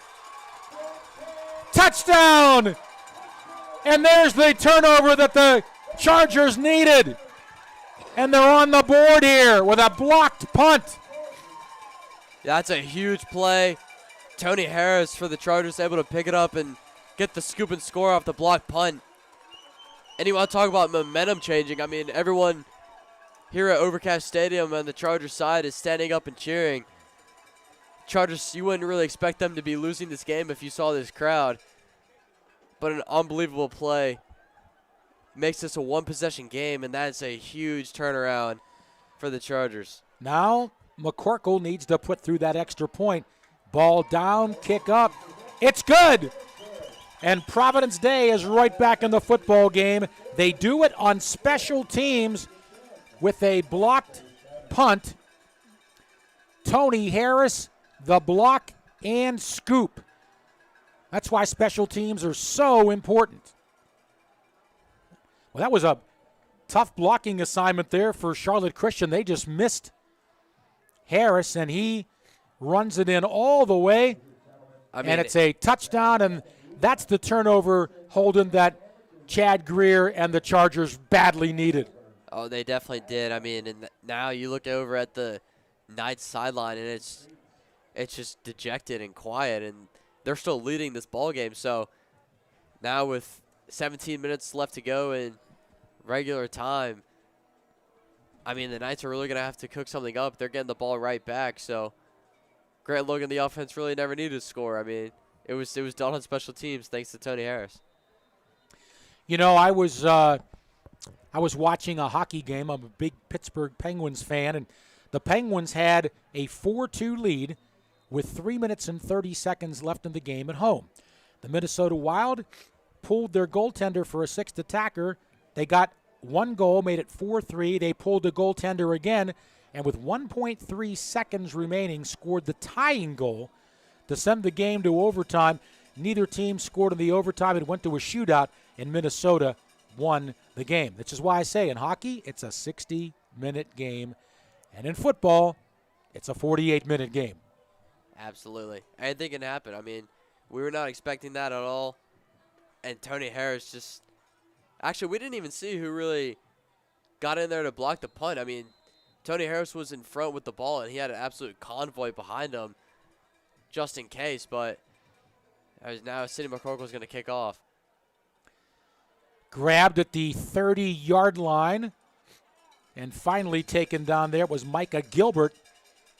And Charlotte Christian now with the football at their own 33-yard line. And now the Providence Day Chargers defense coming off a nice stop. And they got to do it again. And then now, if they can get the football back to their offense, then Providence Day has a chance to get the go-ahead points. So we'll see what the defense can do here. But Holden, it's got to be a big spark, right, for the defense to see what happened there on special teams. Oh, it definitely does. I mean, even though it didn't relate to anything that Cam Estep and the offense did, I mean, they might be feeling a little rattled right now, a little off balance, but we'll see how that affects them on this drive. Snap to Estep. Henley in trouble, but finds a lane. Still on his feet. Henley, 40, into the open field, 45, 40. And the sophomore is all the way down to the Providence Day 37-yard line. That's not what the Chargers needed on first down for Charlotte Christian. Man, Henley is absolutely their MVP of the night. He's been unstoppable all game. The Chargers just don't have an answer for their run game at all. And again, Henley has been bottled up, but he's done it on second and third effort. This time, the give is to Grant Tucker, and he goes nowhere. Or beg your pardon, Kyron Jones. Chargers just got to keep him out of field goal range. Right now they're at the 39-yard line. Obviously out of field goal range from where the spot is right now, but he will lose 2 yards. Second down and 12. With ball at the Providence Day 40. Estep to throw. Fires. Caught. Boy, it didn't look like a pass that he was looking to make. Looked like the ball slipped out of his hands, but he finds David Holbert down to the 33-yard line. And it's a pickup of 6. Third down and 6 now. This is one of the biggest plays of the game right here, 3rd and 6. Charlotte Christian can really go with any play call that they want. They've got number 28, Henley, in the backfield. Estep puts it back, breaking tackles and getting close to the first down is Cade Nicholson, who took that little swing pass. They're going to mark him short by about a yard. Yep. I still think Christian goes for it. Oh, yeah. And they will. You've been able to run the ball effectively. But again, a chance for the Chargers to stop them here. 4th and 1. Henley in the backfield behind quarterback Cameron Estep.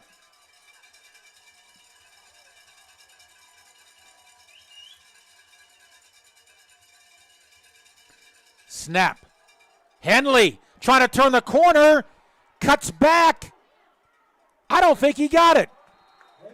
I think he stopped, but we're going to have to wait for the spot. Henley did all that he could to get it.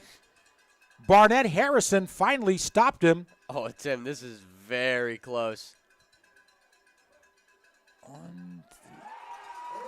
And it stopped. The Chargers come up with a huge stop on defense. And the pendulum is beginning to swing back to Providence Day. It definitely has. I mean, that was so close to being a first down. And you wouldn't really think that Henley would bounce it that much outside as he did. I thought they were just going to go with the draw up the gut, but now the Chargers are in business, and on this drive, they have a chance to either tie or take the lead. Now the offense has to get rolling, though. Logan gives the ball to Peel, and he is going nowhere. He'll lose a couple of yards, and they just have not been able to get Chris Peel going tonight, but credit Charlotte Christian. They're bottling him up, and Peel will lose 2. 2nd down and 12. Trips to the right side, single receiver to the left. Snap to Logan. To Jordan Shipley. Wrestling and pushed out of bounds up at the 30-yard line. He'll pick up 4. It'll still bring up 3rd and long, though, for the Chargers.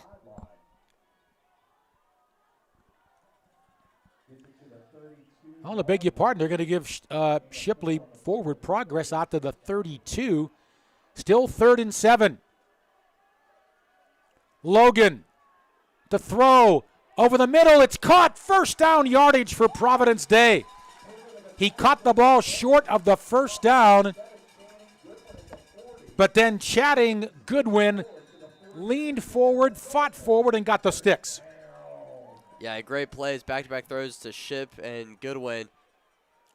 Now it's up to Jordan Shipley, ripping off 9 yards. Or Jordan Ship, I beg your pardon. I don't know why I always want to put that L-E-Y on the end of Shipley's name. It's Jordan Ship. My apologies. And they're going to give Ship the 1st down, and the Chargers offense moving now. Inside Christian territory. Logan to throw. Got a man! It's Jordan Ship at the 30-yard line. 17-yard gain. Again, it's Channing Goodwin. I beg your pardon. And now it was Jordan Ship earlier, Holden, and now Grant Logan finding Channing Goodwin. Yeah, he's gone back and forth between the sophomore receivers on this drive. Both of them always been super reliable. And Providence Day has all the momentum right now as Logan takes that one on the quarterback run, and now they're inside the 25. And that's good to mix in the run a little bit. Right now, the Chargers are having their way, and they're marching all the way down now to the Charlotte Christian 25 with a 2nd and 4. Logan, quick out, caught by Ship. 1st down, Providence Day, down to about the 16-yard line. And now the Chargers are in the red zone. Tackle made by Charlotte Christian's Drew Waldrop. And we have seen now a big turnaround caused by that big blocked punt. That was exactly what Providence Day was looking for. We knew it had to be a turnover of some sort. Special teams was getting it done. Chargers in the red zone. Logan in the shotgun. He will roll right. Hands it off the other way. Big yardage. It's Chris Peel. Touchdown! Providence Day. Chris Peel, 17-yard touchdown scamper, and the Chargers have the lead. What a play call by Coach Greer. The misdirection, Evelyn rolling out to the right, and Chris Peel takes the handoff and goes left for the touchdown. Easy score. You're not getting him when he gets into open space. And just like that, the Chargers have the lead. 5 minutes ago, I don't think the Chargers had a point on the board. And we have an injured player down on the field. And while Chris Peel has been bottled up tonight, Holden, he picked a great time to rip off a big run. Oh, he definitely did. And that's the most important play of the game, really, so far, outside of the block punt for Providence Day. And certainly something they needed. 18-yard touchdown run for the Chargers' number 12, Chris Peel, Jr., and we await the extra point from Sidney McCorkle. And this is a big extra point, too.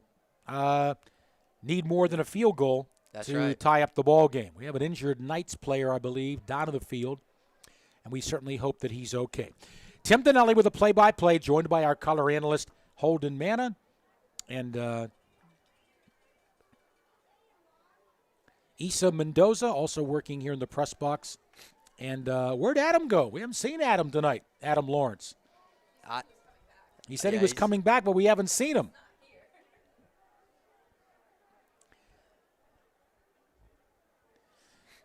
And the medical staffs of both teams, they're looking at the injured Charlotte Knights player. Well, again, we talked about how Providence Day these last couple of weeks, especially against Raven Gap, really played their best ball in the second half. And now the Chargers have all the momentum on their side. They were having to break Charlotte Christian's momentum. Now it's the Knights are going to have to try to take it back. Yeah, it certainly is. And this third quarter has really done all the switch around that you could ever see in one singular quarter. I mean, coming in after that field goal by Charlotte Christian, they really had all the momentum on their side. But 3 huge plays, the block punt, and then the Knights unable to convert on fourth down really sparked this touchdown drive for the Chargers. So going into the fourth quarter, it's all looking for Providence Day. It's theirs to lose. But, I mean, you never know. These teams are both really good, so a lot of football to play. Don't count Charlotte Christian out of it just from one bad quarter. Now Chad Greer is going over to look at the injured Knights player for a moment. Sure, he'll offer his thoughts and prayers. And it's Jakeman Pendleton, but he is up and walking under his own power, Holden, and that is very good news to see. That is good to see, and he was down for a while, so it's good to see that. Also, with Dylan Cater, we saw that earlier for the Chargers. 2 players tonight that were down on the ground, shaking to get up, and walked off on their own power, so good to see. Important extra point, Sidney McCorkle.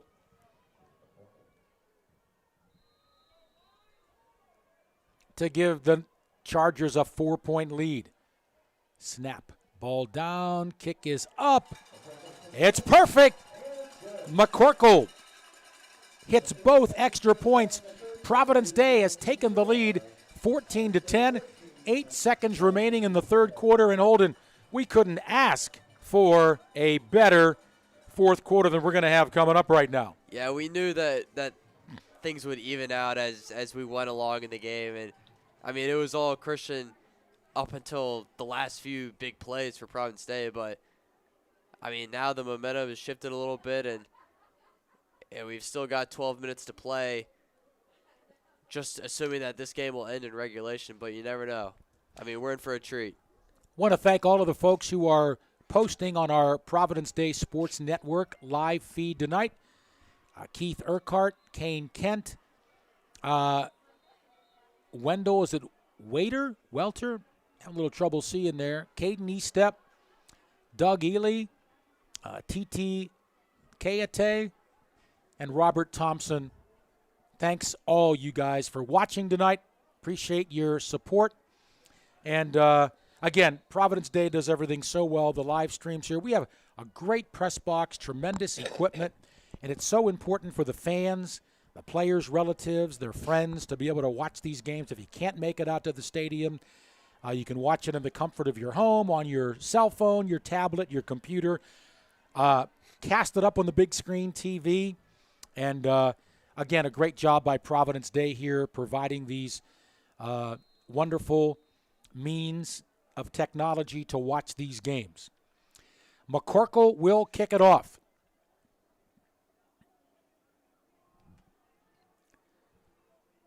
And we'll try to prevent the big run back for sure. Onside kick. Look out. The ball is loose. But it's picked up by Charlotte Christian. Oh, that was so dangerous. But Christian now will have great field position at the 42-yard line. Holden, that ball was up for grabs there. What a great onside kick by Sidney McCorkle. I mean, it was. Bounced right off. Couldn't see who it was. Right off the leg of a Charlotte Christian player. And if Providence stays just in the right spot at the right time, they would come up with that ball. But now you said it right. Now it is risky. It didn't pay off. Charlotte Christian's going to have the ball in great field position going into this fourth quarter. But I like the move from Coach Gurr. I like do that too. move. And it was The Chargers just didn't get the bounce, right? But it was a very well executed onside kick. Right.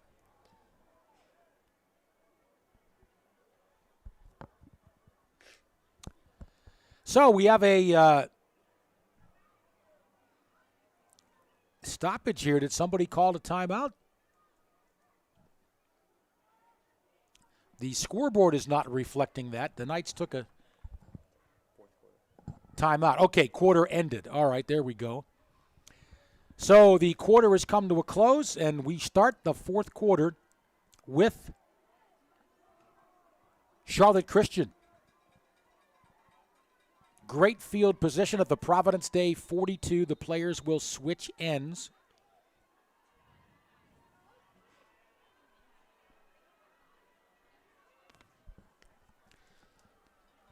And the Chargers, again, looking to get some stops and get their defense pick up where they left off. 3 wide receivers out. Give, right side, Kyron Jones breaks a tackle at the 30 and all the way down to the Providence Day 22-yard line, or where were they? They're going to mark him out of bounds at the 30. It's still a 13-yard pickup on a first down run for Kyron Jones. Nonetheless, it's going to move the chains, and they're going to spot him about the 30-yard line. And we'll see how that decision on the onside kick is going to come back to possibly bite Chad Greer. Cam Estep drops back. Estep to throw to the end zone. Is it caught? No, it's incomplete. Long time for the official to give us the signal. There were 2 Chargers down there, and I think it was Grant Tucker. It looked like it was Micah Gilbert. Or Micah actually. Gilbert, okay. And a lot of times he's coming down with that ball. So Providence they had to put the double coverage on him, and he almost came down with that, actually. It looked like it was right on the goal line. Could have been a touchdown. So great job. Looks like it was Chris Peel who got the pass break up. I thought he had it, too. Now it's 2nd and 10. Cameron Estep put a lot of air under that football. All right, the give. Jones spinning, grinding. He's got the first down in the red zone now as he rumbles down to the 18-yard line of Providence Day. And now the Knights have Kyron Jones humming for them.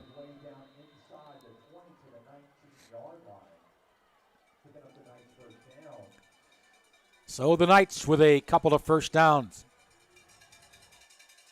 They trail by 4. Give right side to Jones, not this time.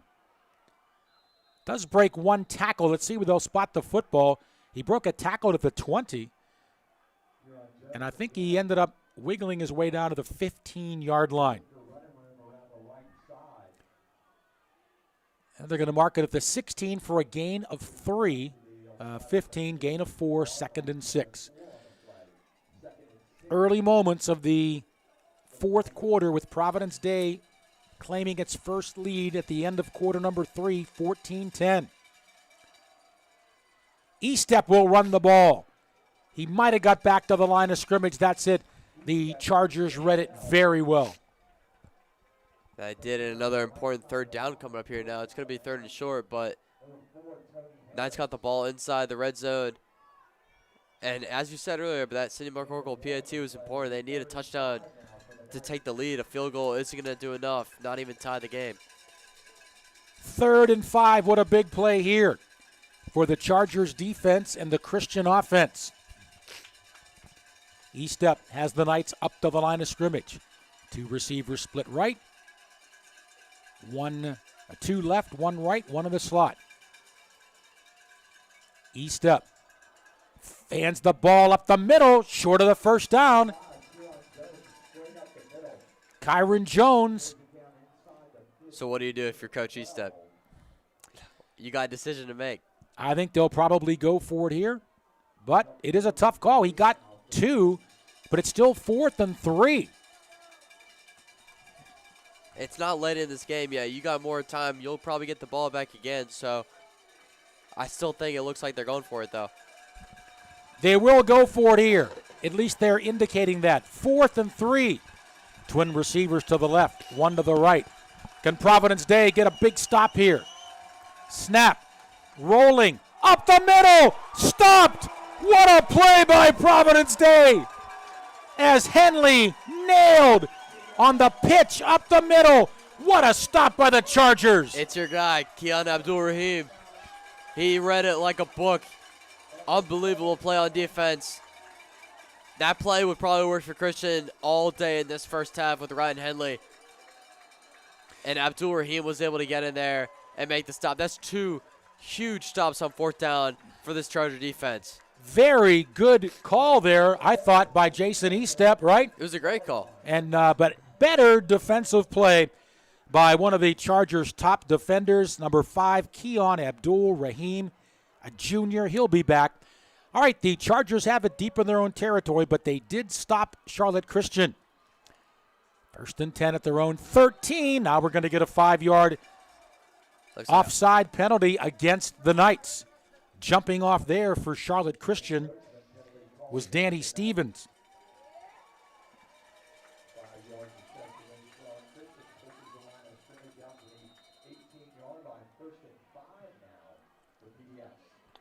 Oh, I beg your pardon. Oh, yeah, 1st and 5. To the right side. It's Peel. He turns the corner. Up the sideline. 40, 45. He's not close to midfield. And Holden, what has happened the last 5 minutes to Chris Peel? He's come alive. He has absolutely come alive. He's able to bounce it outside more. I think he and Coach Greer are realizing that anything up the middle running the ball is not going to work against this Christian front 4. So bouncing it outside and then the trick play on the touchdown, really smart for the Charger offense. Hand off to Peel one more time. He grinds ahead for maybe 3. And down at the bottom of that pile for the Knights was Derek Brown Jr. We've called his name quite a bit. He's been a big player on defense for the Knights. Still, we got a lot of time to go. 9:02 left in the football game. 14-10, the Chargers have the lead, and they've really seized the momentum here in the second half. Logan in the shotgun. Trips to the left. Single receiver to the right. Snap to Logan. He'll run the ball. He's got some room. Pounding, driving. He'll get close to the 40-yard line and very close to a first down. I think they're going to mark him just shy, but it's going to bring up 3rd and less than a yard. I think it'll be 3rd and inches here, and they're going to move it up really quick. The Knights defense is not set whatsoever, and they're already about to hike the ball. Logan. First down. Down to the Knights' 36-yard line. Nice hole off the left side for Grant Logan. And on 3rd and less than a yard, he moves the chains. Yeah, I don't know if you saw that, Tim, but Grant Logan, high IQ play. He had Chris Peel as a blocker right in front of him with his hand on Peel's shoulder, and it's able to help him get the first down as we get under 8 minutes here in the 4th. Long count here by the Chargers. Now they can definitely waste some clock here now. You wonder if that's what they're doing. All right, Peel looking for a lane. Breaks a tackle, dives down to about the 32-yard line. He'll pick up about 5 yards on the play. Hey, maybe more. Gain. I mean, for the Chargers, the 2 points of emphasis you want on this drive is to take time off the clock and score a touchdown. That would be ideal for them. But at the very least, put some points on the board, make it harder for this Christian offense. It's a gain of 6. Logan going to throw it now. In trouble. Look out. Ball is caught by Jordan Shipp for a big loss, but a penalty marker on the play. And we have holding here? I'm not sure, but Grant Logan was right about to take that sack, and Coach Greer is definitely telling him that right now, but that is the last possible thing you really want if you're a Charger fan, is for Grant Logan to be taking a sack right there. Moves him out of any sort of field goal range if that happens, and we'll wait on the penalty. We're still waiting for it here. I like the call. You're running the ball effectively, and all of a sudden you throw it and try to catch the other guys. Oh, my, this is a big one. And what was the call? I can Holding. only imagine it was holding, yep. That's going to bring the ball way back to the Charlotte Christian 48-yard line. It's going to be about second down and 22 yards to go. End of the game for Providence Day. Here comes Nate Abraham. You mentioned little brother was up here in the press box, right? Colin. Yep. All right, so big penalty there against Providence Day as they were moving the ball. Now they got a lot of real estate to make up. They have to get to the 27 for a first down, 26 of the Knights. Logan to throw, in trouble. Screen pass over the middle, 50, 45, 40, all the way down to the 33-yard line. Big gain there on the screen pass. Picked up a lot of yardage, and I think that was Nate Abraham. Nope. Looked like it was Liam Gruel, Oh, actually. all right, Liam Gruel, okay. And he had a blocker in front, allowing him to get so many yards. And that's going to really put them in a good position to pick up this first down after it almost looked like it was going to be impossible when they got moved back to the 50-yard line. 19-yard gain, but still bringing up third and long. Long count. 6:15 to go. Man in motion, it's Gruel. Grant Logan running the ball. He'll be stopped short of the first down. Gets down to the 30, maybe to the 29-yard line. Only a gain of about 3. Oh, and they're going to mark it at the 31. It's only a gain of 2. Now it's fourth down and 5 yards to go. I think they're going for it. Oh, yeah. I would. And if they get it, that's a huge deal. That puts them in a great spot to either score or take a lot of time off the clock. This is the big one here. Fourth down and 6 yards to go. Do they go to the air or go to the run? Chargers up to the line of scrimmage. Snap. Logan's going to run it. Off the left side, he won't get the first down. He's going to be stopped, I believe, short. And so it's going to be up to the Providence Day defense now to halt Charlotte Christian.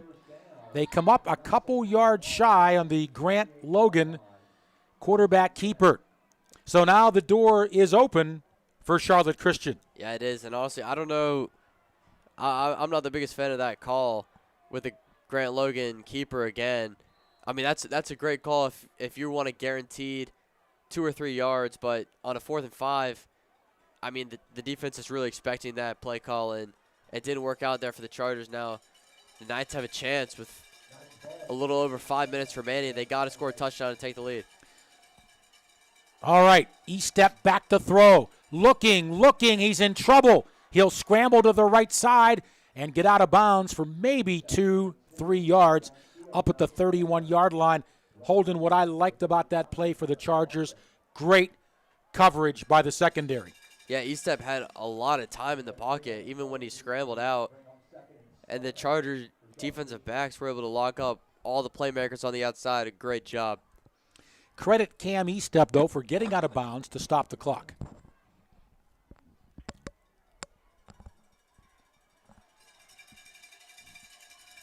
It's a gain of 2, second down and 8. Cameron E-step up the middle. I think he'll fall forward for the first down. It was the second effort after that broken tackle that moved the chains for the Knights on the run from E-step.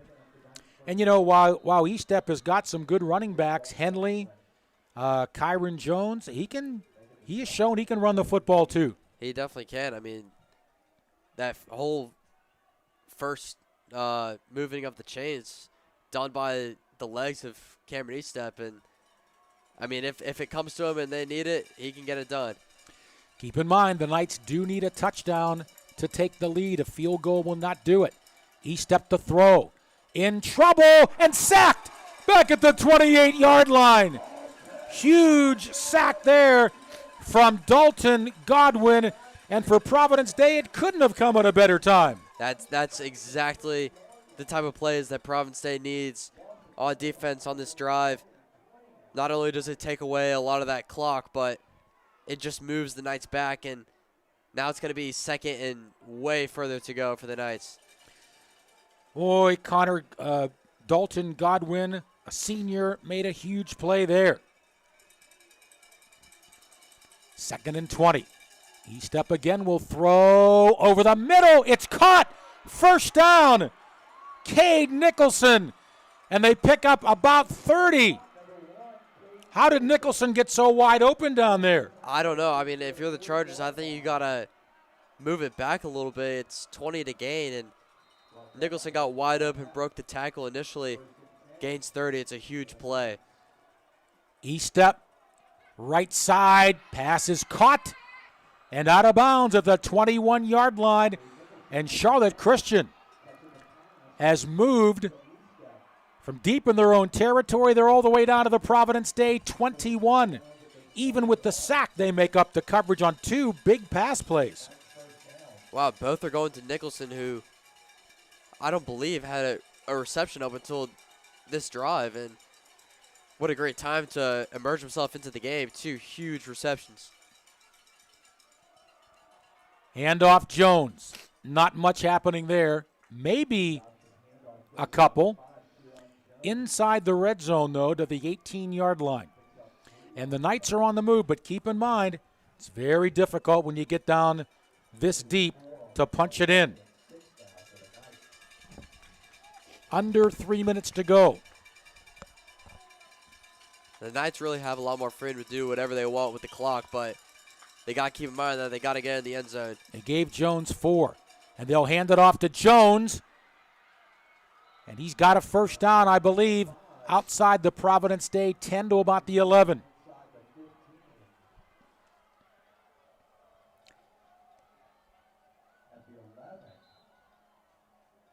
And it's short of the first down, but 2nd and 1. Or are they going to give it to him here? No, this is going to be a first down. Now the Chargers have their backs up against the wall here.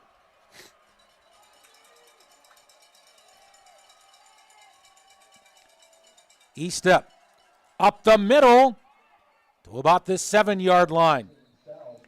This is probably going to be Providence Day's, they're the Charlotte Christians' last gasp here, Holden, because with 2:05 to go, they're just going for it all here. They're not going to give Providence Day any time. But again, keep in mind, Charlotte Christian must get to the end zone. Yeah, they do. And now being on the 8-yard line, it looks like they definitely have everything they need to punch it in. 2nd and 6. Time's really not too much of a factor against Charlotte Christian. They've got timeouts, but just can't make any brutal mistakes. 2nd and 8. And around, it's Nicholson. He throws, incomplete. They did an end around, and they had Cameron E-Step wide open at the goal line, but he could not hang on. What a razzle-dazzle play there. It really was a great play call. I mean, Chargers really didn't see it coming. It took 2 Chargers that got to Cameron E-Step at the last second to force the incompletion. But, I mean, he knocked that pylon down. I think it would have been a touchdown. And now it's 3rd down. Now things are looking a little different as the Charger crowd is coming alive here. And the fans are whooping it up here at Overcash Stadium at Mozak Field. 3rd and 8 for Charlotte Christian. E-Step going to throw, in trouble, rolling, firing. Touchdown, Charlotte Christian. It's caught. 1:16 to go as E-Step found the, we're trying to see who caught it. Judging by the reactions, I would think it's Cade Nicholson, but I mean, that was really tough to see. It looks like the refs were discussing it over after the play was made, and one of the referees had determined it was a catch and a touchdown. We'll give it to Cade Nicholson for now. And with 1:16 to go, Charlotte Christian has taken the lead. And Holden, what a game this has been. Momentum swings deluxe. It definitely has. And remember, if this PAT is good for Christian, Chargers will only need a field goal. They did leave some time on the clock, got 1:16 left. The extra point is good, so that means a field goal by Providence Day will not do it. It'll only tie the game. Well, not much time left. 1:16 to go. And what the Chargers need is a good run back. They still have all 3 of their timeouts remaining, but not much time.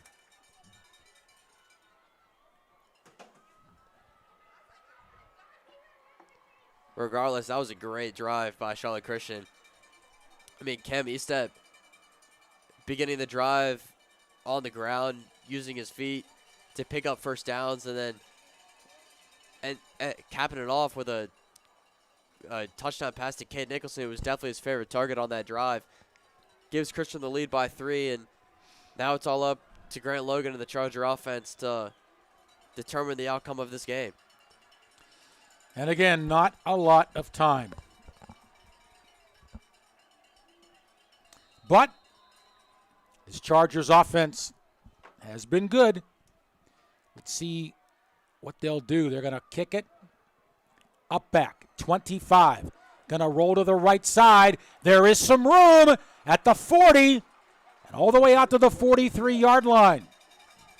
So good run back there by Providence Day, and the Chargers do have a chance here. There definitely is a chance. I mean, this Charger offense, although we haven't seen all of it tonight, I mean, they can score in a heartbeat. So they'll need one final drive to either tie or take the lead, and I think it's definitely possible. Do the Chargers have one more trick in the bag? We're going to find out. Grant Logan brings them up to the line of scrimmage. Trips to the left side. Single wide receiver to the right. Snap to Logan. He'll run the ball off the right side. Gets about 8 to the 50-yard line, and the Chargers are going to have to hurry up. They're just maybe looking to catch Charlotte Christian there. It's a good pickup, but still 50 yards for the lead. They're going to have to hurry it up. They got wide receivers all over the place. They have 3 timeouts. Over the middle! Oh, my. Incomplete. It does stop the clock. Man was open. Let's see, was that Ship? No, it was Goodwin. Chanter Goodwin. And he was open for a first down, and maybe could have got a little bit more. It does stop the clock with 46 seconds remaining.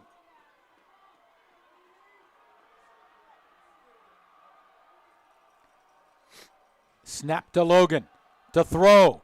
In trouble. Now he'll run at the 40, at the 35. He's out of bounds at about the 34-yard line. And now we're getting a little closer to field goal range. Man, it's heating up here. I mean, I still think that Coach Gurr wants to go for the touchdown, if anything. Of course. You got 38 seconds, and I believe the Chargers have their timeout, so they'll be able to stop the clock. I mean, good job by Grant Logan on that play, though, getting out of bounds. So he'll be able to stop the clock, and now they can get a good huddle before plenty of time right now. That is right. For the Chargers. 1st and 10 at the Charlotte Christian 35. Logan will put it up. In trouble. Now he's got a man at the 20, at the 15. Still on his feet. At the 10. At the 5, it's 1st and goal, Providence Day.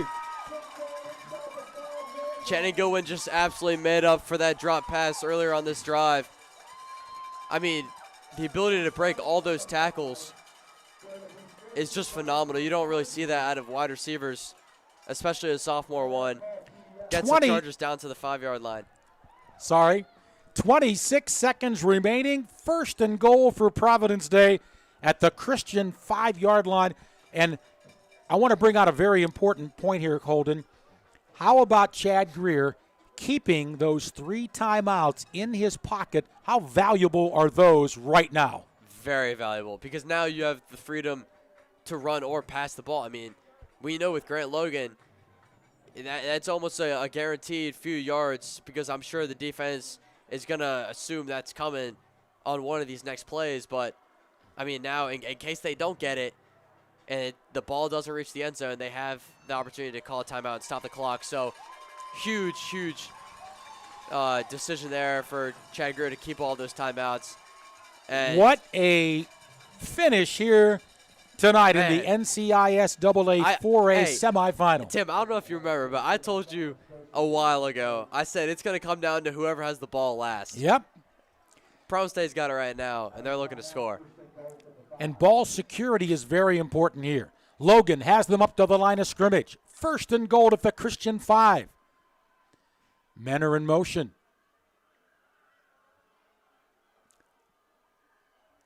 Logan diving. He's down to about the 2-yard line.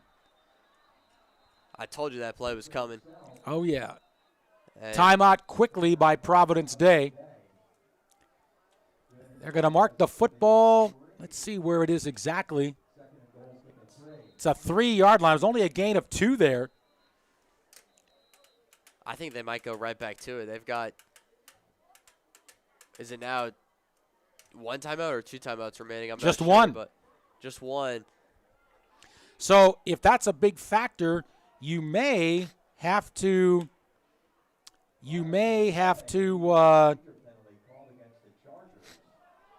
What?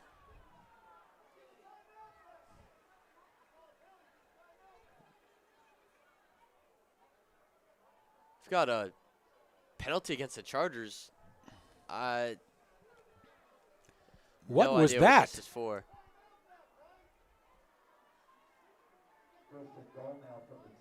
No idea really at all what this is for. I didn't even see a flag on the field. It's still first down and goal, but they moved it back to the 10-yard line. But only 1 timeout. I think you're going to have to go to the air now. Now you definitely maybe have to one go to running there. play because you got 1 timeout, but you got to have to go to the air now. If you do run the ball, it would be on this play because you got the timeout. But I think, I mean, you really have 4 opportunities through the air. Really 3 opportunities if you don't get it, because you still have the possibility for a field goal if it comes to it. All right, here we go. First and goal from the 10, 20 seconds remaining. Chargers looking to pull this one out. Logan to run. He'll maybe get to the 7-yard line. Timeout. The final timeout. So the last couple of plays, Logan has not been able to find an opening. And now you're going to have to go to the air now with just 15 seconds remaining. But you might have 3 cracks at it, at least 2. You definitely have 2 shots at the end zone. You got to make sure the ball gets to the end zone, though. And with the way that these receivers have played tonight for Providence Day, I would definitely put a lot of trust into them, especially Goodwin and Ship. So Christian knows that's where they're going. It's just a matter of, are they going to be able to stop them?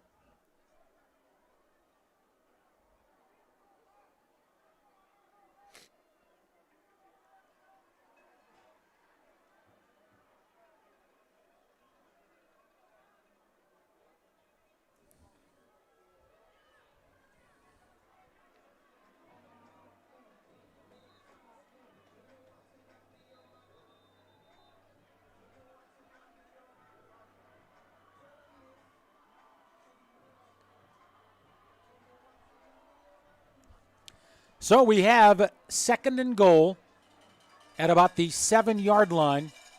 15 seconds remaining. Logan has them up to the line of scrimmage. You're going to have to pass here. You have no timeouts remaining. And now Charlotte Christian will call a timeout to talk things over. Man, those final 15 seconds could last another 10 minutes. I think one thing he might have seen was Jordan Shipp had that one-on-one matchup to the outside and no safety help whatsoever. So I don't know if Charlotte Christian will try to change that up or not, but we will see. I mean, I can almost guarantee that's where Logan would have gone with it.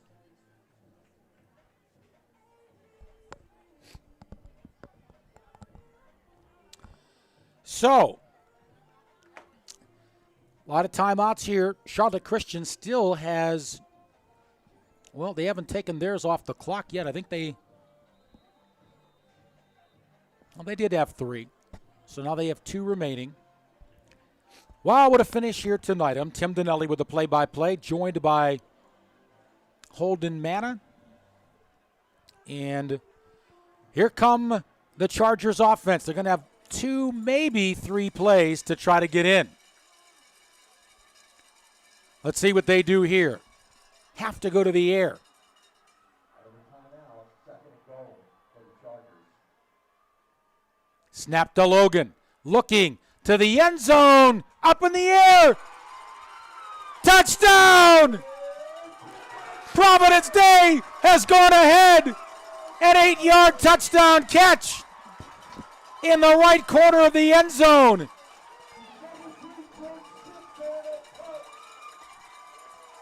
Jordan Shipp. Wow. Shipp. We knew they were going his way, and Coach Estep called that timeout to get more safety help, and that's exactly what he did on that final play. But Logan still goes to Jordan Shipp, a jump ball, and he goes up and makes the play of the game. An unbelievable catch. Right now, Charlotte Christian that dude, I'm not even gonna lie. is stunned. Put that on You Got Mossed Sunday NFL Countdown. What a catch.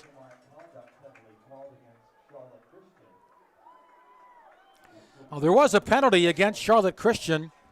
I think it was on sportsmanlike conduct. Yeah, so now, hey, still an important extra point here for the Knights. Sidney McCorkle for a 4-point lead. Ball down. Kick up. Perfect! Just 7 seconds remaining in the game. And Providence Day, an improbable comeback seesaw game. They were down 10-0, and then they were down 17-14. They drove all the way from their 42-yard line. And what a catch by Jordan Shipp. And a great throw by Grant Logan. Wow, and one thing that we haven't even talked about tonight, Tim, is Charlotte Christian is the NCISAA 4A football defending champs for 4 years in a row. I mean, we haven't seen this team lose a playoff game in years. So Providence State can make some history tonight, and a lot of that credit goes to Jordan Shipp and this offense. I mean, unbelievable outing. Holden, you and I are 7 seconds away from coming back here next Friday night. Yeah, we are. Can we get an update on that Raymond Gap game? Well, you know, I did see, only thing I saw was at the half, and Raven Gap had scored late to retake the lead over Latin at the half. Let me see if we can pull something up here. Or maybe one of our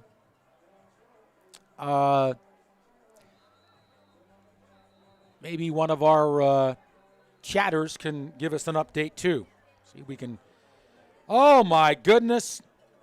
The only thing that's been so difficult on both touchdowns is waiting to see from the officials if they were caught. I know. I was thinking about that play call, and obviously if you got a guy like Shipp, I mean, you got to trust that. But usually in that part of the field, I wouldn't expect a fade. I would think you want to go for more of like a guaranteed touchdown, maybe an easier throw, but Grant Logan put it on the money, and it was executed to perfection.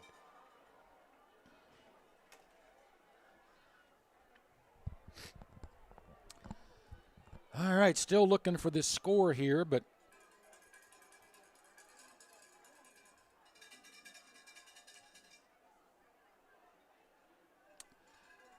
nothing yet. All right, still. Okay, there's a penalty assessed against Christian after the play for unsportsmanlike conduct, so it's on the kickoff here. This is going to be a crucial kickoff. What do you do here? I think you just squib it. Or no. All right, you kick it deep. You give them the ball in the 20 with maybe one chance for a play. Listen, we're not counting anything right now, right, Holden? This has been so back and forth. Anything can happen, even with back and forth. 7 seconds left. Knights will have the ball at their own 20-yard line.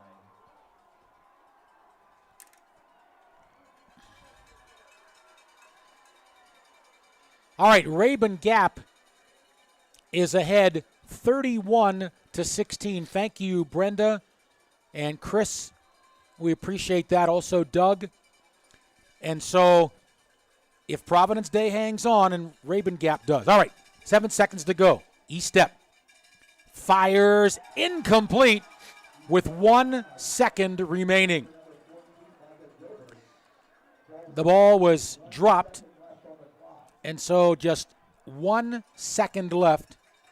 One last gasp for Providence Day.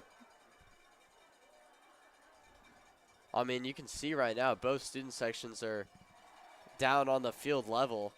It kind of shows you how exciting of a matchup this is. I mean, Christian hasn't lost a playoff game in over 4 years. This is unbelievable.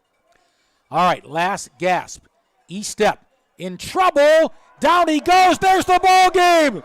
Providence Day has defeated Charlotte Christian 21-17, scoring the winning touchdown with just 7 seconds remaining. What a comeback. What a game. What a game. We got a privilege to call this. Yes, indeed. And, you know, let's give credit to Charlotte Christian. They came in here in a hostile environment and grabbed the lead late, but Providence Day still too much, and it was a big win, and it looks like it'll be Providence Day and Rabun Gap next week. We don't know 100% for sure, but it looks that way, and what a big ball game that will be, with Providence Day beating Rabun Gap 3 weeks ago here to win those games that they had to win. What a finish. Wow. I mean, a very tough one for Charlotte Christian, but again, your hats go off to them. They came in and played a whale of a game, gave it all they had a 10-0 lead and a 17-14 lead in the second half, but unable to hold it. So next Friday night, Holden, we're here likely against Rabun Gap, and preview that one for us. Yeah, I mean, I know Providence Day is going to hope to have a performance like they did against Rabun Gap the first time, but Rabun Gap is also a very, very good football team, so I think we'll be in to similar a game that we saw tonight, a very close one. Could be very back and forth. Depends on what teams show up that night for both the Chargers and the Eagles. But as for right now, the Chargers are going to enjoy this win, getting back to the state championship that they're going to host. So it got to be an unbelievable feeling for Chad Greer in his second year here and all the Charger players. Man, it is going to be some week of school, isn't it? Oh, it certainly is. So Providence Day has come back late to defeat Charlotte Christian 21-17. And by the way, all 3 touchdowns for the Chargers coming in the second half. That is right. So they outscored the Knights 21-10 in the second half. We talked about Providence Day being a very good second half team, and Holden, did they ever prove it again tonight? Oh, they certainly did. I mean, could have asked for much better of a second half performance tonight. That third quarter was huge, and then the touchdown drive with 1:16 left on the clock in the fourth quarter sealed the deal. And let's not forget the Tony Harris special teams blocked punt recovery. Turning point. That really was the turning point. I'm going to go down and talk to Coach Greer. Holden, I've enjoyed this once again. It's so much fun working with you. I want to thank Isa Martinez, right? Mendoza, I'm sorry, for her work, and Holden Manna. And Holden, I guess we'll hopefully see you next Friday, right? Hopefully. All right, have a good week at school. Do your homework. Absolutely. Holden, a soccer player, but doing a great job here, getting his feet wet as a broadcaster. So, want to thank again David Oliver, our distinguished sports information director here at Providence Day, as well as our athletic director, Nancy Beatty.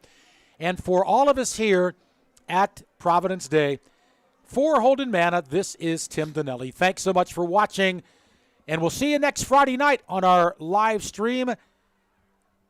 Do keep America in your thoughts and prayers. And good night from Providence Day. Tim, thank you, my man. Awesome, man. Great job again. Really enjoyed Great working job. with you, Holden. A lot of I'm fun. glad we got to see another win. I don't want to say anything, too early, but this is my 5th football game. I haven't called a loss.